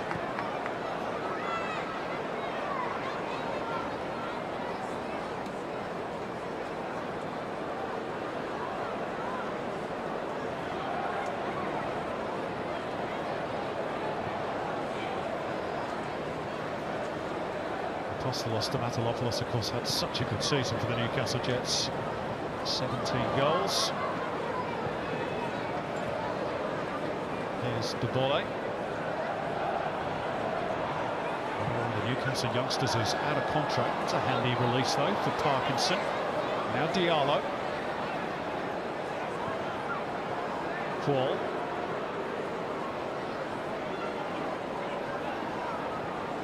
He's turning back out.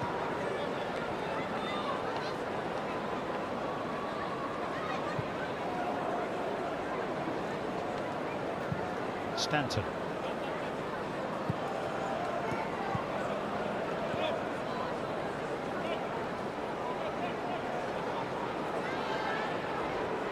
Diallo. Ashby. Easily seen out by Marcelo. I guess that's the other thing about the front three for Newcastle tonight. Not only are they young, Jura, but they're also quite slight. You're not going to outdo Marcelo and Wharton in a physical contest. Ben Parkinson probably the biggest physical presence of the three, including Qual and Diallo. It's nice though from Hearns. Here is Diallo. And again, Marcelo well positioned. And these are the areas you want your slight of physique players out there. You know, they're good at one-on-one situations. If you send long balls or you give them the ball back to play, it's going to be a long night for them. Marcelo, Wooten, they'll just eat them up. So as often as possible, if they can receive the ball and face forward and drive at their player, it'll give them more of an opportunity to unsettle that defence. But anything back to play or in the air is going to be too difficult for them to make an impact tonight. O'Shea. Just dallied a moment too long.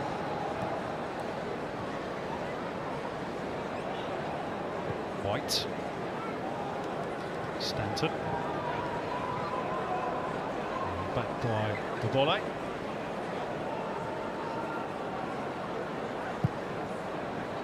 And it goes off the boot of Alex Murphy, but Parkinson can only help it on towards Garuccio. There's a tone though. Winning it back for his team. Murphy.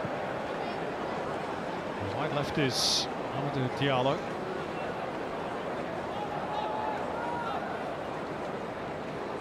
Leaving it for Travis Hearns. White.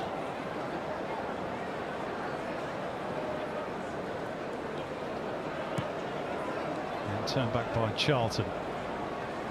And a bit of possession higher up the park for Newcastle United. Murphy looking for the diagonal switch. Nobody there in a green shirt. It's probably the first time we've seen Newcastle with a bit of controlled possession higher up the pitch. Nothing coming of it. All-Stars sitting off a little bit, allowing that back line just to have the ball. Here's Lecky turning the other way. Ben Old almost onto it, and Stamatolopoulos wasn't far off either. In the end, it was quite well defended by young Ellis Stanton, under serious pressure as well. You see again the pace of Ben Old to really put him under pressure, and Stamatolopoulos on his blind side as well, but like you said, he managed to deal with that quite well. Ashby trying to steer it in behind Garuccio. Tidy work from Ben Old. Wharton.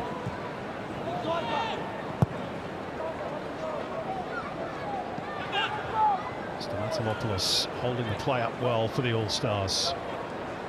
Lecky opens up the body, has Grant outside him.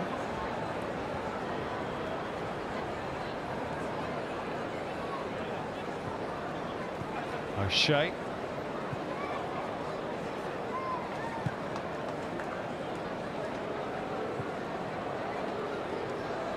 Change of the point of the attack to down the left with Ben Garuccio. Doesn't show too much of it. Ben Parkinson. More changes imminent for the A-League All-Stars. Here's Ben Olds, meantime.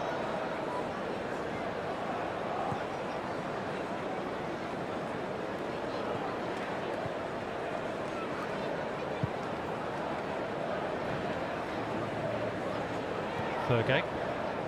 Back for Wootton.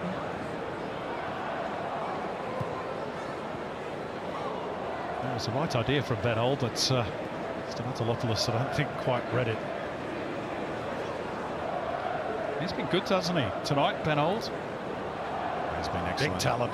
He's been excellent. He's been excellent all season. Definitely one of the standouts for the Phoenix all season. Big future. This is his first really full season where he's had such a big impact, and just the speed at which he's able to get past players is just a fantastic talent. I'm sure more international caps are on the way for him as well for New Zealand. He's a super talent. This little break in play means a triple change. And we're going to see the introduction of Jordan Courtney Perkins, Jake Holman and Kai Truitt.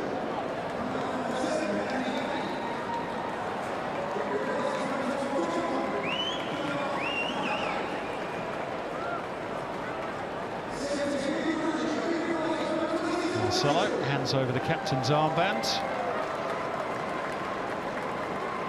Matt Leckie also to be withdrawn, and Ben Garuccio as well. So Patrick Kisnorbo did promise that he'd try and give everybody game time, and he's been true to his word. I think with the scoreline like this as well, Simon, makes it a little bit easier to empty the bench and give everyone game time, and that's what it's all about. It's an all-stars game, exhibition game. You want everyone to experience and get some game time on the pitch, and say that they played against Newcastle United. So hopefully everyone gets a good few moments to get on that pitch and really embrace it.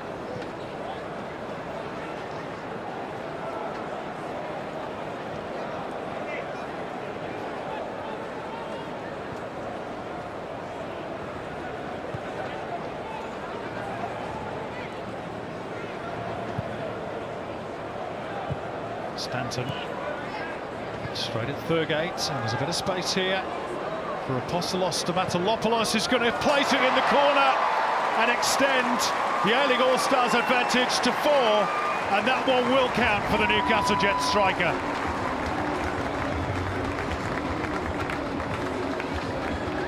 Similar theme as the first half, Simon. Newcastle getting themselves the difficult situations trying to play out. The distance between the two centre-backs is huge. Stamatolopoulos picks the ball up in acres of space. They've just taken the Golden Boot winner off. They bring on the second place in the Golden Boot race in Stamatolopoulos, and he's shown why. He was right up there this season with goals scored. Great finish. Not much Gillespie could have done there. But again, Newcastle putting themselves under immense pressure. Loose passes all night, and the All-Stars have capitalised again. Well, would you believe that's the first goal that Apostolos Stamatolopoulos has ever scored in the city of Melbourne? And that is the final time that Mark Gillespie will have to pick the ball out of the back of the net. Not a particularly happy evening for the Newcastle skipper at the start of play. He's now handed that armband over, and 17-year-old Aidan Harris, who was born in nearby Sunderland, nearby to Newcastle that is going to take his place. Played a few times in that EFL trophy competition, and sat on the bench in the Champions League on a couple of occasions as well, against Paris Saint-Germain and Borussia Dortmund. He's only just returned after missing a couple of months of the season just gone with a broken hand. And apparently he's lost about 9 kilos whilst he's been out, so he's been working hard. The teenager ready for his big moment, and it arrives here tonight in Melbourne. This is Amadou Diallo. weaving his way through defenders. Is there an end product for Newcastle? Qual hanging it up at the back post. Ashby to drive it across low. Van Old to skip forwards. Nice release. Jake Holman. Milanovic almost managed to thread the needle. Forced to Matalopoulos, but not quite. Yeah, again, a sweeping move from the All-Stars, moving the ball so quickly from one side to the other. This time Milanovic driving forward, trying to thread that past us, Matalopoulos, but just cut out. But again, more signs that I think there's going to be more goals in this game.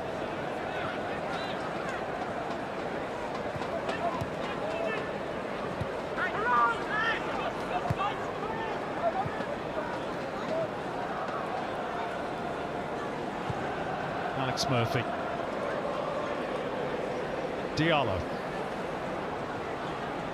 Seen a lot more of the ball in the second half, Amadou Diallo, and forces a fingertip reaction out of Lawrence Thomas.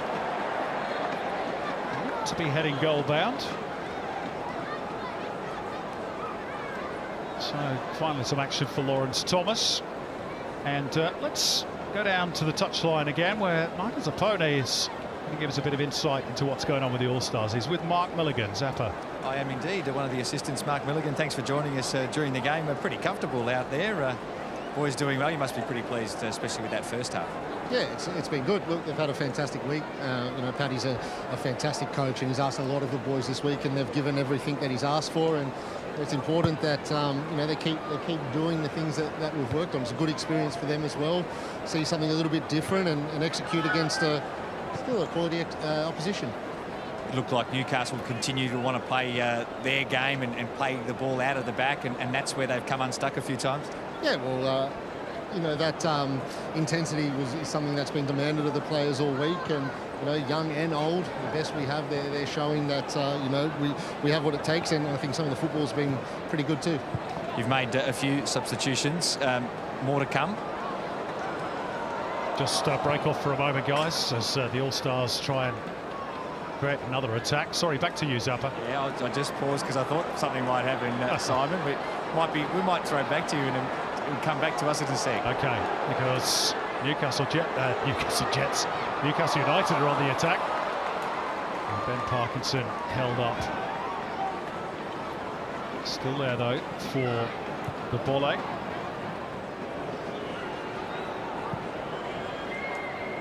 And Dylan Charlton. The tempo slows back down to walking pace a little bit.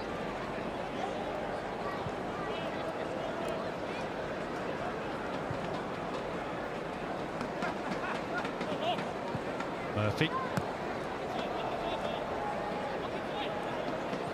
Diallo with both Milanovic and Grant ahead of him.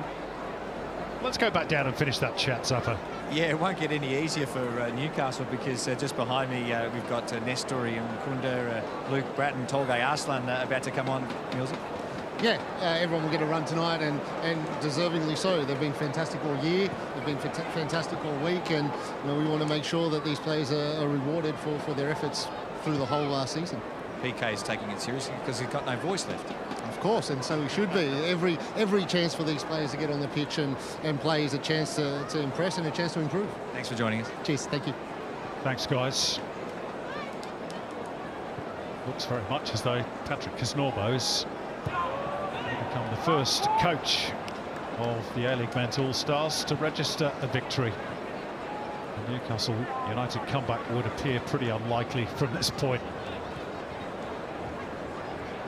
I don't think we're going to see a comeback, but just on that, Simon, with fans that have come out tonight, Newcastle United fans, do you think they'll be a little bit gutted by the team that's I think they'll be out? disappointed. I think they'll be disappointed with the fact that really they've been so outplayed. I know it's a young side, but maybe, as we've sort of commented on already, Jura, perhaps just one or two more experienced players to help those young kids might have been the order of the day. Easy to say from up here, of course, Here's Stamatolopoulos looking to add a second goal to his tally. Yeah, I just think the fans, especially the Newcastle fans, they've come out to see Newcastle. They don't get it to see it very often here in Australia, obviously a long way away from the English Premier League, and they would have wanted to see some of their stars. I know they would have seen them on Wednesday night, but it would have been nice to see them, a few of them tonight. So yeah, probably a little bit disappointed, especially with the scoreline ending up like this at the moment. Yeah, it's a tough one for Eddie Howe, isn't it? Because they've had a long season. They were involved, of course, in the Champions League as well, and he's got some of his senior stars who are heading off to play in either the European Championships or the Copa America, so he's got to be fair to them as well. But unfortunately, as a result, with almost an entire 11 of kids, it's not been much of a contest. And you know, credit as well to the A-League All-Stars, who have absolutely certainly not taken it easy on them because of that. They want to win, and it looks like they're going to. Here's Garang Kwol, who does have plenty of first-team experience, albeit not necessarily with Newcastle. 4 more changes imminent for the A-League All-Stars, with 20 minutes to run. Božidar Krajev, Luke Bratton, Tolgay Arslan and Nestori Irankunda's arrival, all imminent. Here's a chance for Ben Olds. Well, he had time to set himself. I reckon he'll be a bit disappointed with that finish. Well, the season he's had and the form that he's been in this season, he'll definitely be disappointed with that attempt on goal. He's taken his first touch beautifully in his stride. Everything was set up to strike that one on target, and he's just lifted it too high. But again, coming off a silly mistake from Newcastle defenders, trying to pass the ball into dangerous areas. Here are the changes for the A-League All-Stars. Tolgay Arslan has had such a great season for Melbourne City.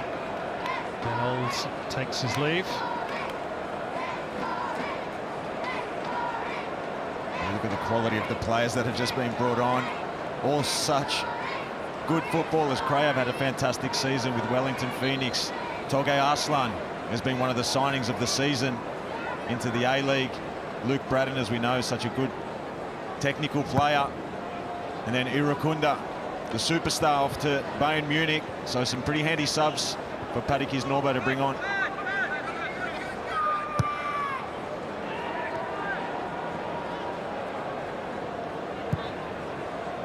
Luke Bratton's first touch was Sydney FC teammate Ryan Grant.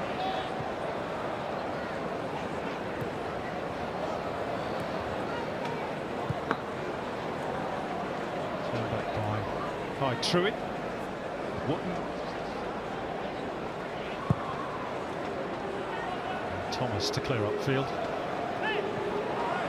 There's Nestori Irankunda, a little ripple of excitement as he gets on the ball and gets the motors running. Looking to take on Alex Murphy, who stands his ground.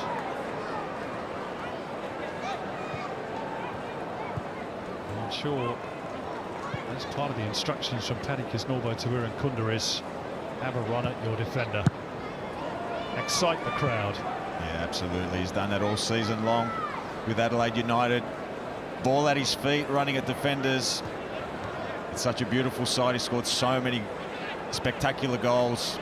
His change of pace, change of direction, he's just so exciting. And I'm sure if there's an opportunity for him to get into that space, the fans are just going to erupt.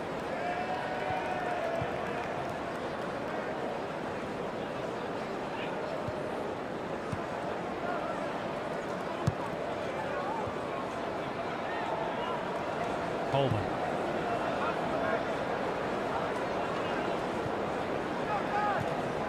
Lutton calling for Krajev to come short, which he did. Alex Thomas has plenty of time.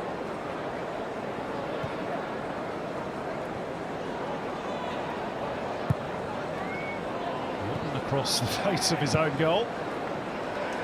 With you'd have taken that risk in an A-League match. But they've done it really well, the All-Stars, and Irankunda races clear.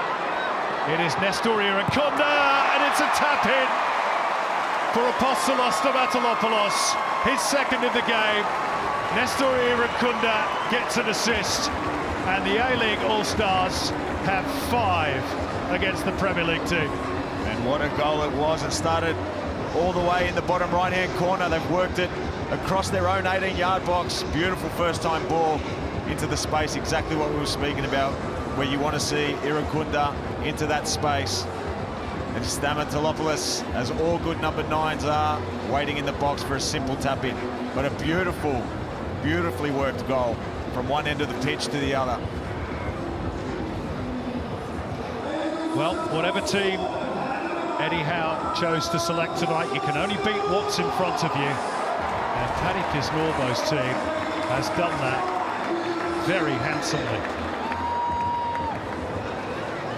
A little glimpse for any Bayern Munich fans watching on in Europe as to what to expect from one of their new signings.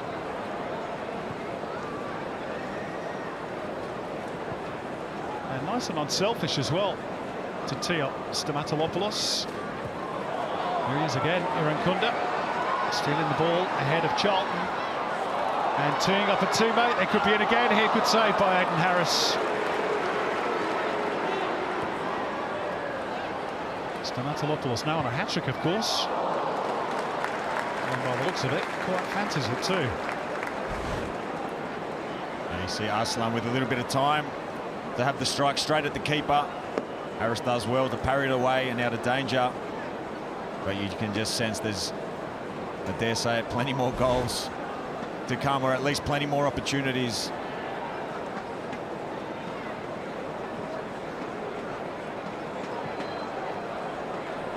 It's a foul by Holman on Hearns.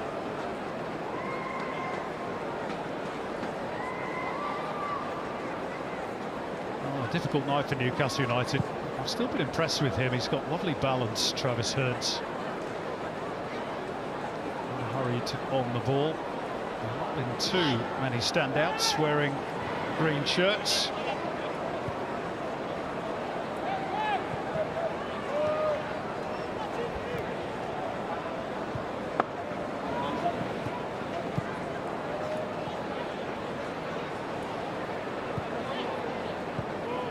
Again, beautifully played out under pressure by the A-League All-Stars. Grant driving forward, back through Truin.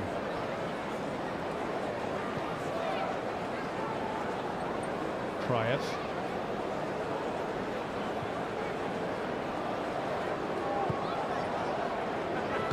Courtney Perkins.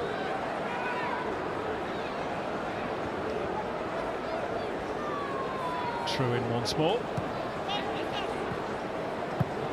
Bratton always looking for that out ball, aren't they, with Irankunda's pace. Swept upfield by Harris, but straight at Jake Holman. Arslan.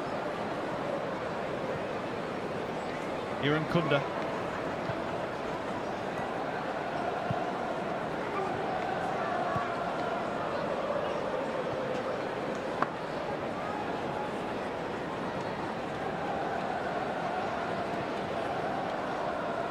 All-Stars just completely dictating the pace of the game, the flow of the game, doing whatever they want on their own terms. If they want to go long quickly, if they want to play short, they're able to.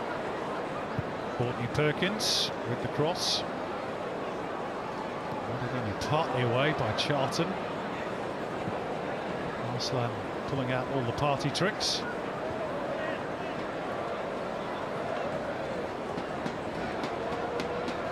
Again, Melbourne City midfielder who scored 19 goals in all competitions this season for City.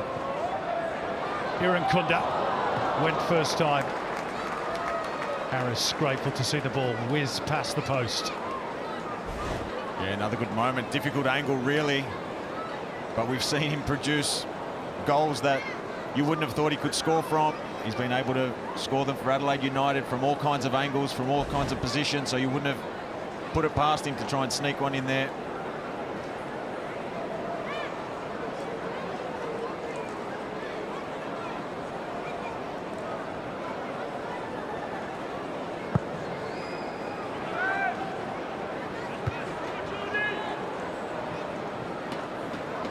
Offside against Stamatolopoulos.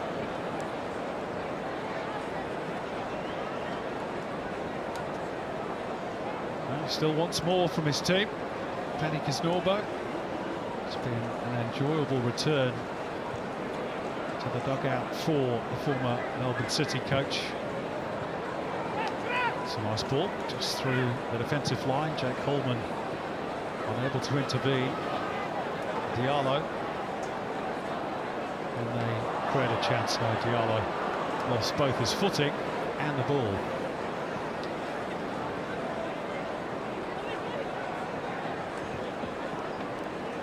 Kunda.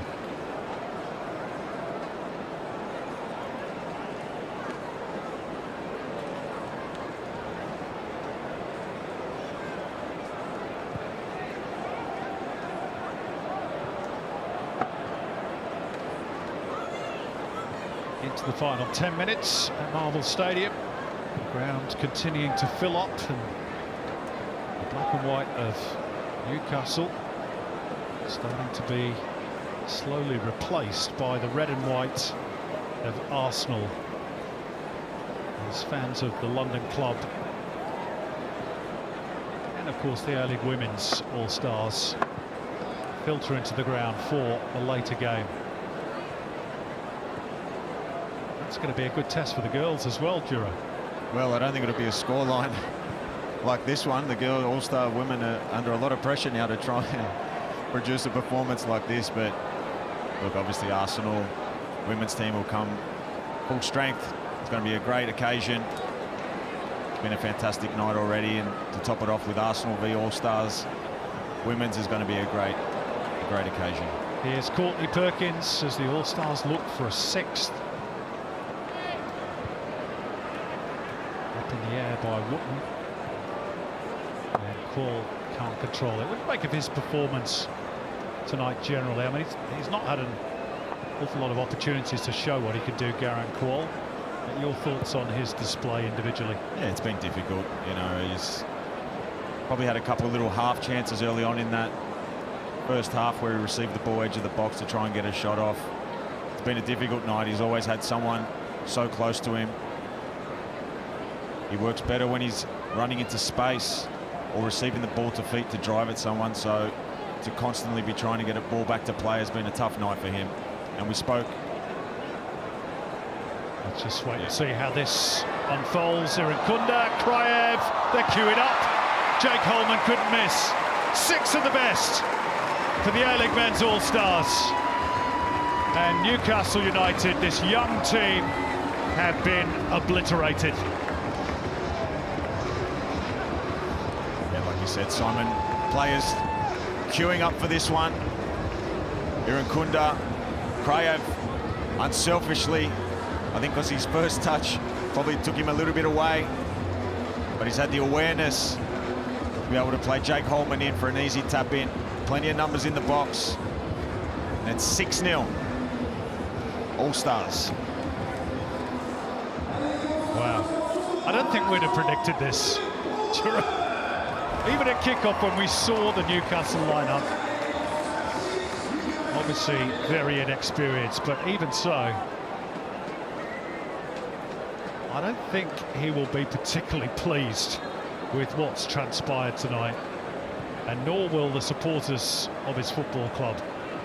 Yeah, it'll be interesting to see what the backlash is, if any, from the fans back home.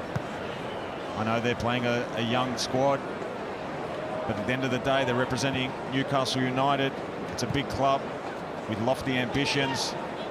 So to come to Australia, and I'm assuming over in England, Australia's not seen as a big place for football. So for me, this is a bit of an embarrassing one for the Newcastle team. Could get worse yet. Kunda. Hung up towards the back post where Bozidar Kraev is unmarked. Courtney Perkins. Square by Bratton.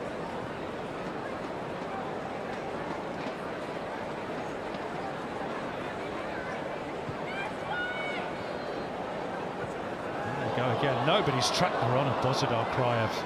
And had he reeled that one in, that would surely have been 7.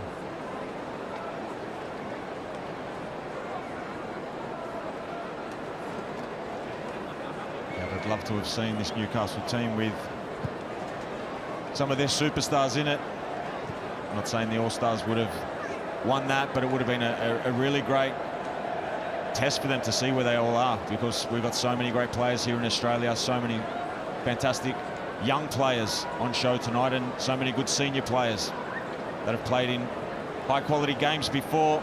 It would have been a great test just to see where they are at against some of the English Premier League best players. So we won't see that, but it would have been nice just to see a little bit of a gauge, because tonight, to be fair, it's been way too easy for them. Yeah. And funnily enough, I mean, we've always said for the All-Star concept to work, the A-League All-Stars have got to be competitive, but equally true is of the opposition.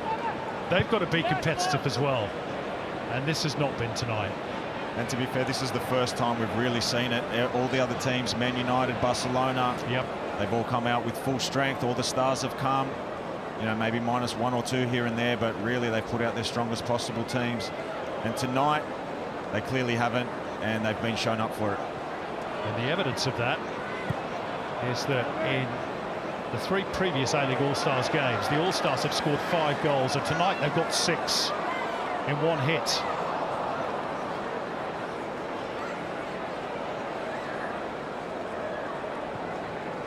Anyway, it's perhaps also a good reminder to people who dismiss the quality of the local competition that it ain't half bad.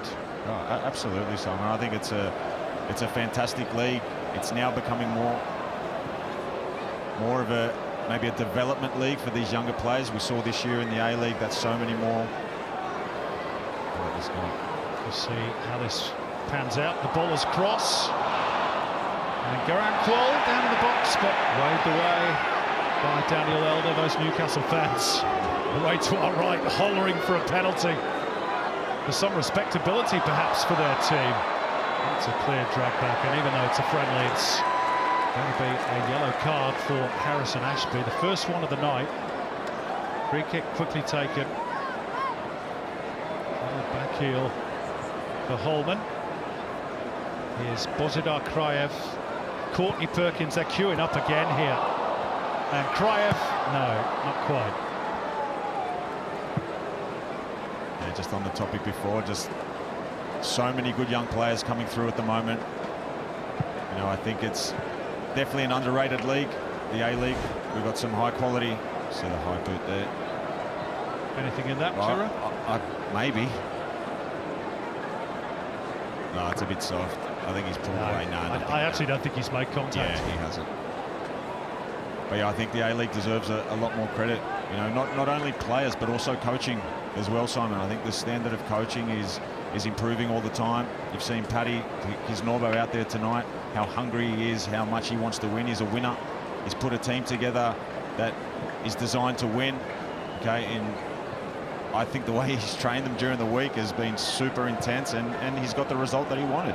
He said, we're up against the big English Premier League team, and let's go and have a crack and let's press them and be aggressive. He didn't know what team was going to be out there tonight until he got to the ground, so the mindset was the same regardless of who ended up coming out on the pitch for Newcastle United. So I think a lot of credit goes to Paddy Kisnorbo and the mindset that he had going into this game.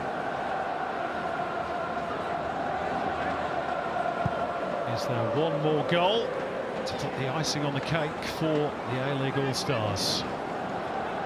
The women's game against Arsenal to follow this. And you can be sure that you'll see some of the Arsenal stars, including some of the Matildas, of course, Caitlin Ford, Steph Catley, Kyra Cooney-Cross, all local favourites, as well as favourites with fans of the London club as well. Irankunda again. Newcastle turn the ball over as they try and play out from the back. Arslan going around the outside.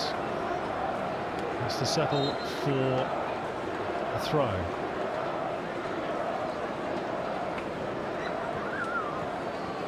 Or is it a corner? Yeah, it's going to be a corner.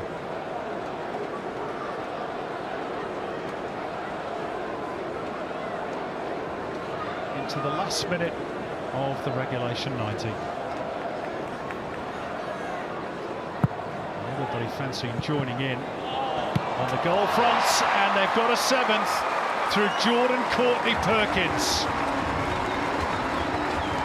And this is an absolute smashing that the All-Stars are handing out to the Premier League club. Yeah, just a simple ball in from Arslan, flick on from Stamatolopoulos. No one tracking the run at the back post, and Courtney Perkins, simple tap in really, and it's 7-0. And like you said, Simon, really, it's a smashing. Well, the All-Stars just now picking the bones out of the carcass, which has long since been dead. As we move into 3 minutes of stoppage time, Jordan Courtney Perkins joins in the fun.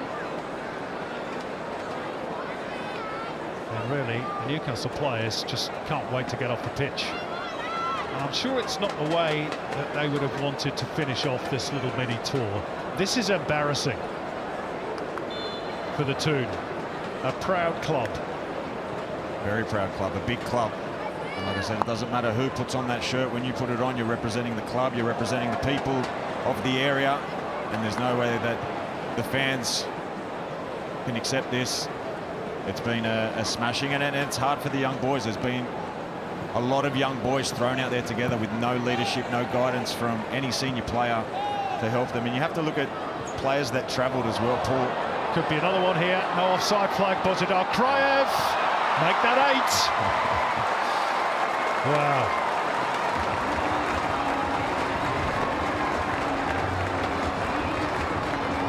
All too easy tonight. Through the heart of the defence, so many goals have come from silly mistakes. Newcastle players have just completely opened up, and players just allowed to run right through the guts of the defence here. That would have been a tight one had we had VAR in operation tonight, but there was no flag, and very tidy finish from Bozidar Kraev. Yeah, very clever finish, just scooping it over the top of the keeper. Well, apply the mercy rule. Newcastle have had enough.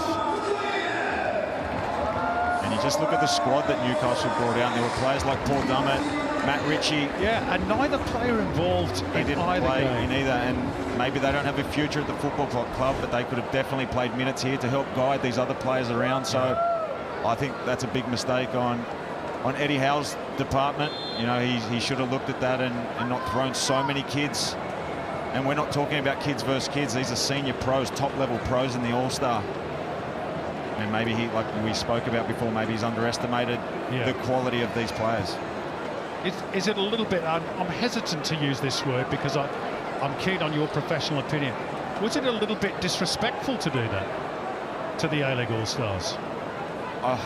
Look, I think so. I think even if he would have done his research on some of the other games, even with top draw players coming out, Barcelona, Man United, all right, they've been able to compete. They haven't been smashed in any of the games. It was 3-2 against Barcelona. The game before against Juventus was a 3-2 loss, so they've never really got smashed. So maybe they didn't do their research. Maybe they didn't look into the quality of the league and the players that are out here. Well, I know all about it now. And finally, Daniel Elder puts them out of their misery. Wow, what a night for the A-League men's All-Stars. Nestor Irankunda didn't get a goal, but was certainly involved in a couple. And Paddy Kisnorbo's plan to go for the jugular really worked. It's a first ever victory for the A-League Men's All-Stars at the 4th attempt.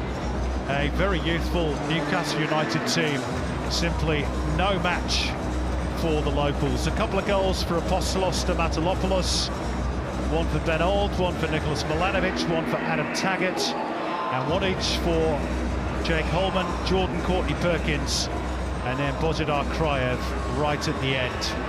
And these young Newcastle United players have been absolutely thrashed here in Melbourne tonight. Full-time scoreline, Newcastle United 0, the A-League All-Stars men 8.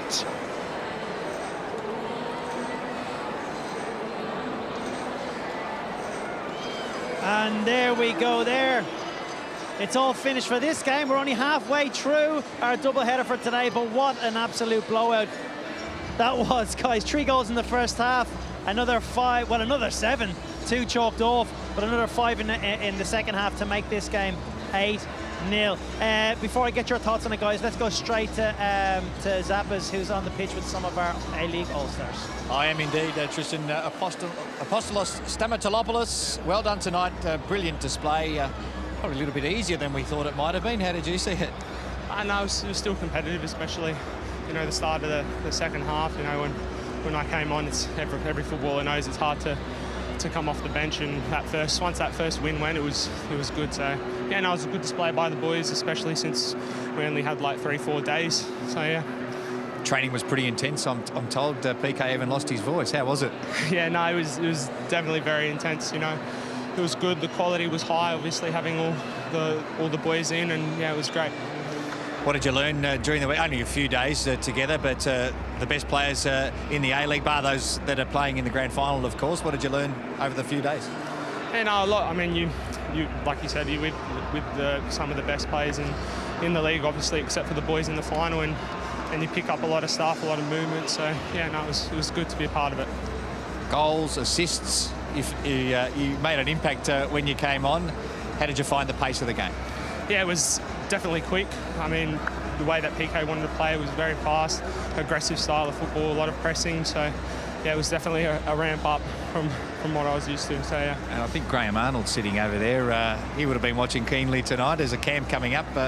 Might be a chance for that. What did you think? Yeah, fingers crossed. I mean, I just do what I can control on the pitch, and whatever happens after that would be great. You know what I mean, to get the call up, and yeah, we'll see what happens.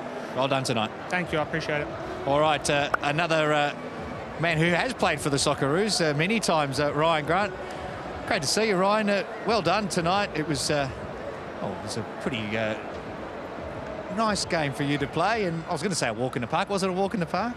Oh, well, I wouldn't say it was a walk in the park. It was a nice little test for us. Obviously, they had a lot of young boys out there to show what they've got, and to be fair, our boys are up for it and put in a pretty good display.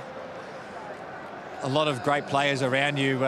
You've been around for a long time. You've been involved in these environments before. How do you sum up the week? It was pretty tough, to be honest. Obviously, PK is a hard taskmaster, but it was a fun week. It always is. It's obviously a little bit of a different circumstances when you come into camp with a lot of boys that you play against week in, week out. So it was nice to get to know a few of the boys a little bit more intimately and sort of hang out with them. But yeah, it was a nice week and a good way to end it with a good result. Nestry is almost young enough to be your son, isn't he? Oh, mate, yeah, he doesn't look it by the size of him, but yeah, no, there's a lot of young boys going around, and he only gets, I thought, half an hour tonight, and he shows how good he is. So there's a lot of good players in the team tonight, and they all performed. Great to see you back at your best, and well done tonight. Thanks, mate. Cheers, Zappers. Thanks for that, Zappers. Thank you for that, and Rhino Grant and Apostolos Stamatolopoulos. Guys, plenty of goals to look back on. We could talk about the quality of the opposition, but why bother when we can talk about the quality of our A-League All-Stars? They really turned it on today. Gracie, maybe you can talk us through a couple of these highlights and the goals from today. Yeah, well, we knew that the All-Stars would come out firing. Paddy Kaznorbo's style of football, on the front foot, high pressure. This started in the first half, and it was relentless across the entire 90-plus minutes.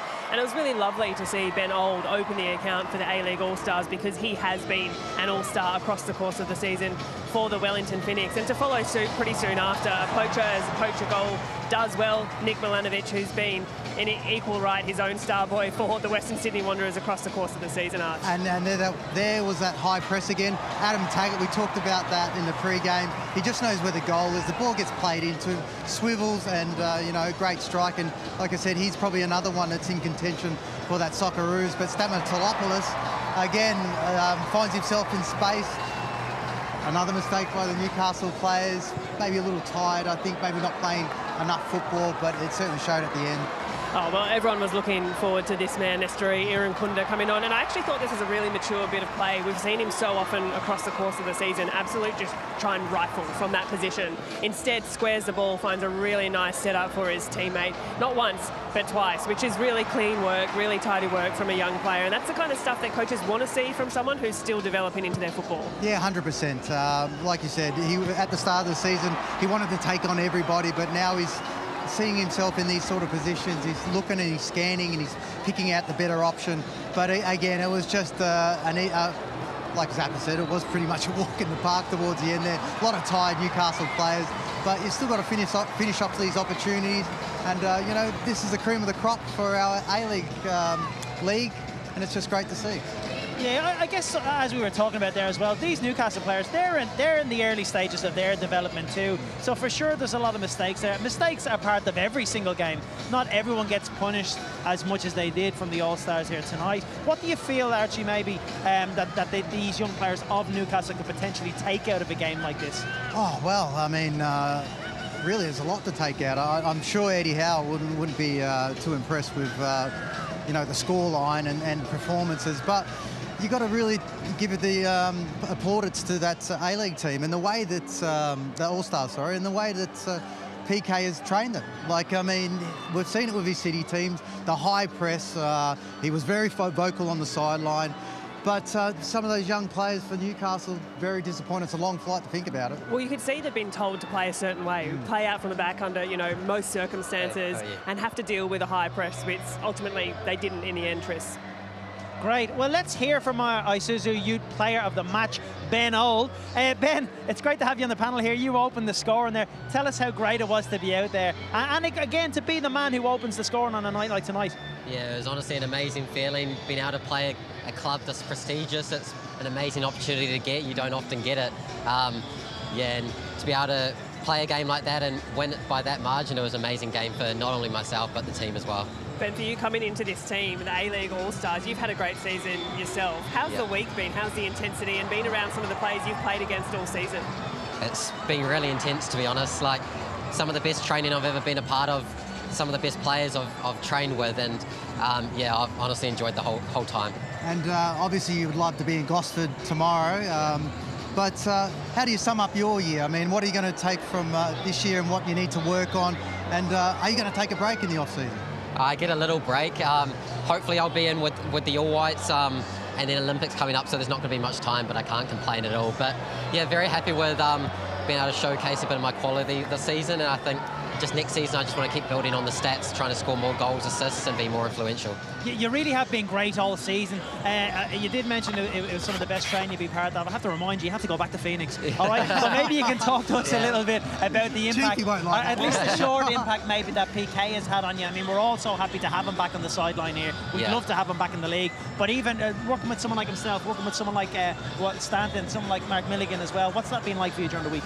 Yeah, they've all been amazing. PK has got the highest standards, I know. Like, he demands so much from all of us. He knows our quality, and yeah, he's just been able to teach me so much during the small week we've had. And obviously been involved in your national team too, but your aspirations a little longer term, what are you hoping to do? Do you want to go abroad? Yeah, I'd love to go to Europe. I think that's everyone's dream, and I've been wanting to go for a while, but it hasn't been the right time. But maybe it could be this July, if not, maybe early next season. Oh, great to hear. You might be worth having a word into Eddie's ear now after the back of that one. But congratulations on today. Thank you very much. Appreciate you taking the time for us, right? Cheers, Good thank you guys. Take care. Cheers.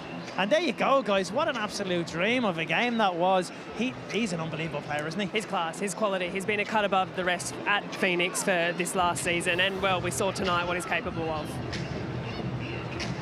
Well, there we are. We can take it all in as the All-Stars walk around there and sing out to their adoring fans. As I said, we're only halfway between our double-header for today. We've still got a fantastic game ahead when our women All-Stars take on Arsenal. There's still plenty more reactions ahead of this right now.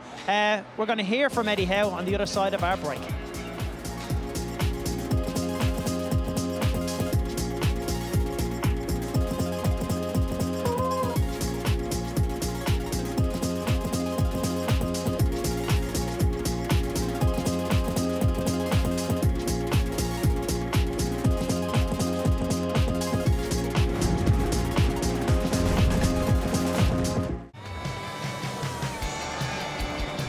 Hello there and welcome back to Marvel Stadium, where the score has finished A-League All-Stars 8, Newcastle United 0, 3-0 going in at the half-time. A double from Stamatolopoulos, Holman, Courtney Perkins, and the score got wrapped up by Kryev to make that 8-0.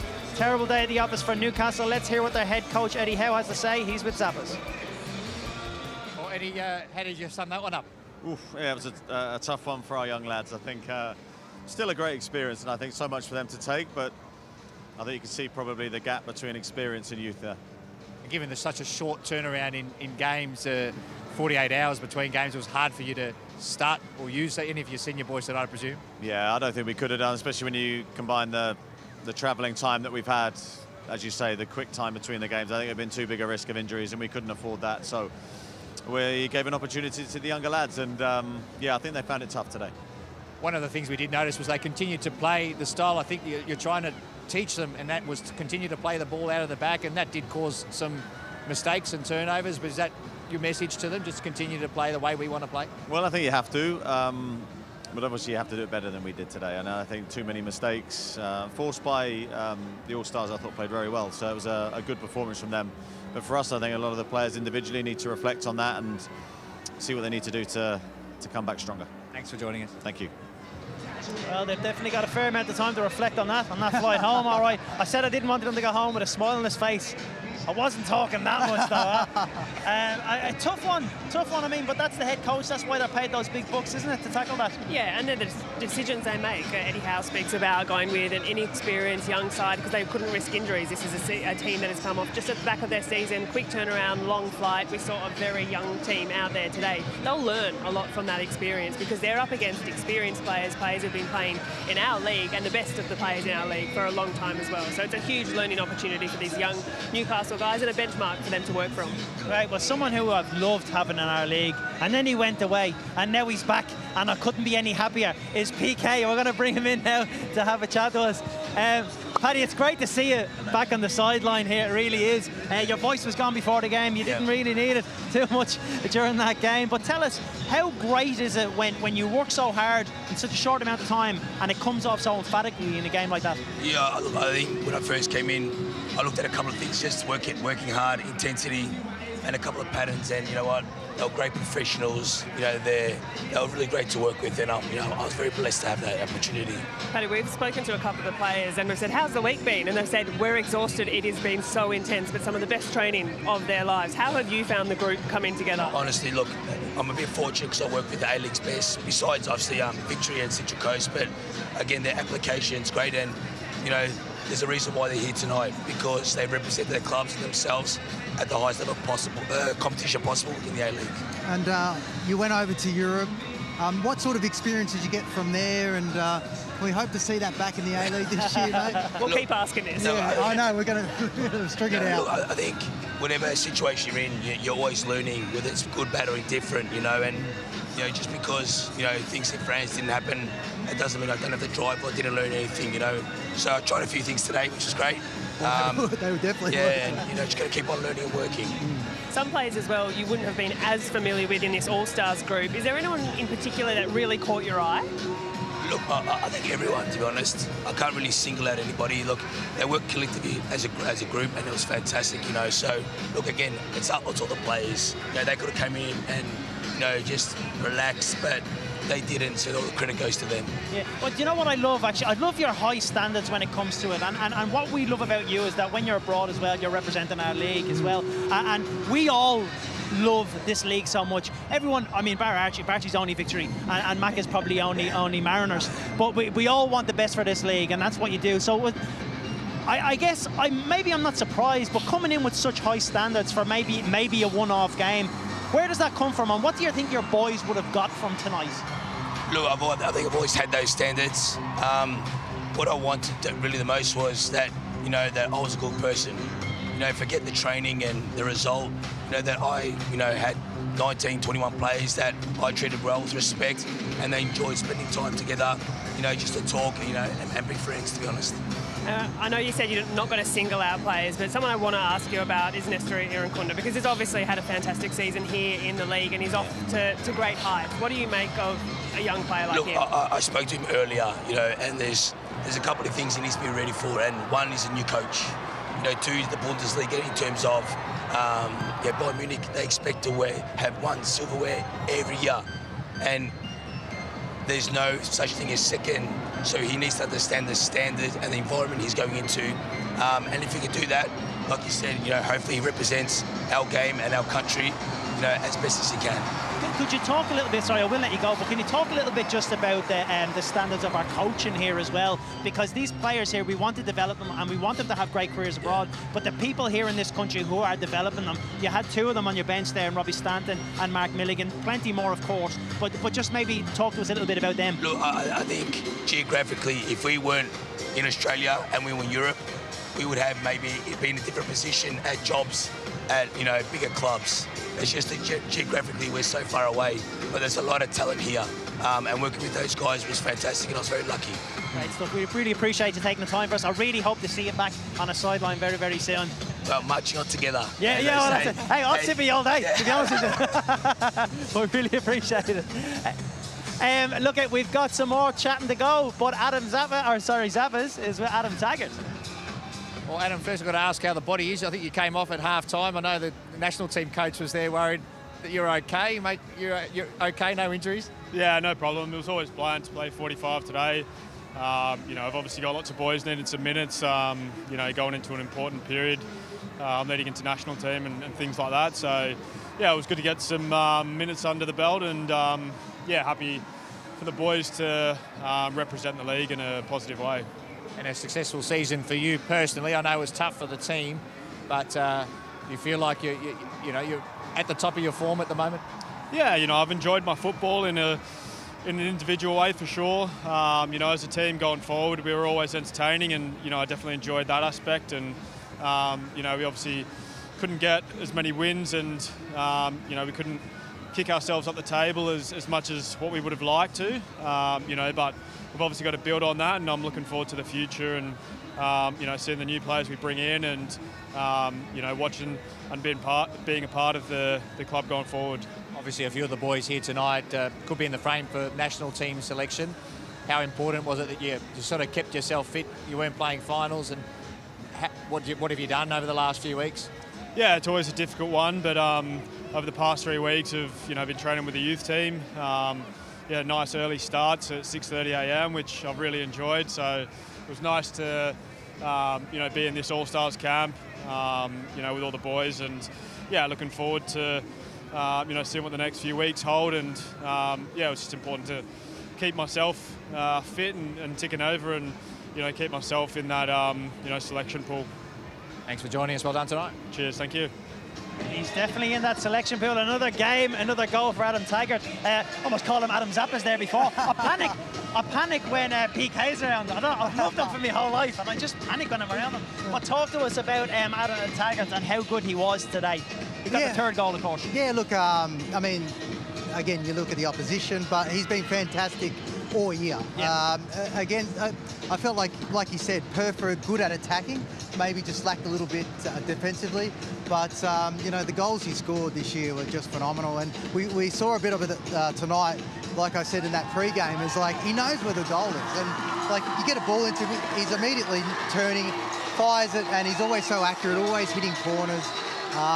Yeah, like I'm a big fan. I'm a big fan. Like you are a PK, I am a Taggart. Yeah, you'll hear that huge, big scream behind us, is of course because we've got our all-star women behind us. We're going to get into them pretty soon, but first, let's talk about one more Aussie boy who's gone abroad and he's trying to make it over there, Nalu Kwol. A little bit quiet today, but he got involved. Well, Garang, Alu tomorrow night. It's right, you're not the first to do it, Kristen. But yeah, I mean, these minutes for Paul, his first with Newcastle on Wednesday night, again tonight, we know the move for him hasn't been exactly what he might have hoped, but Eddie Howe said at the start that one bad transfer or one bad loan doesn't make a bad player. And I think that's really important to be patient with players like Paul.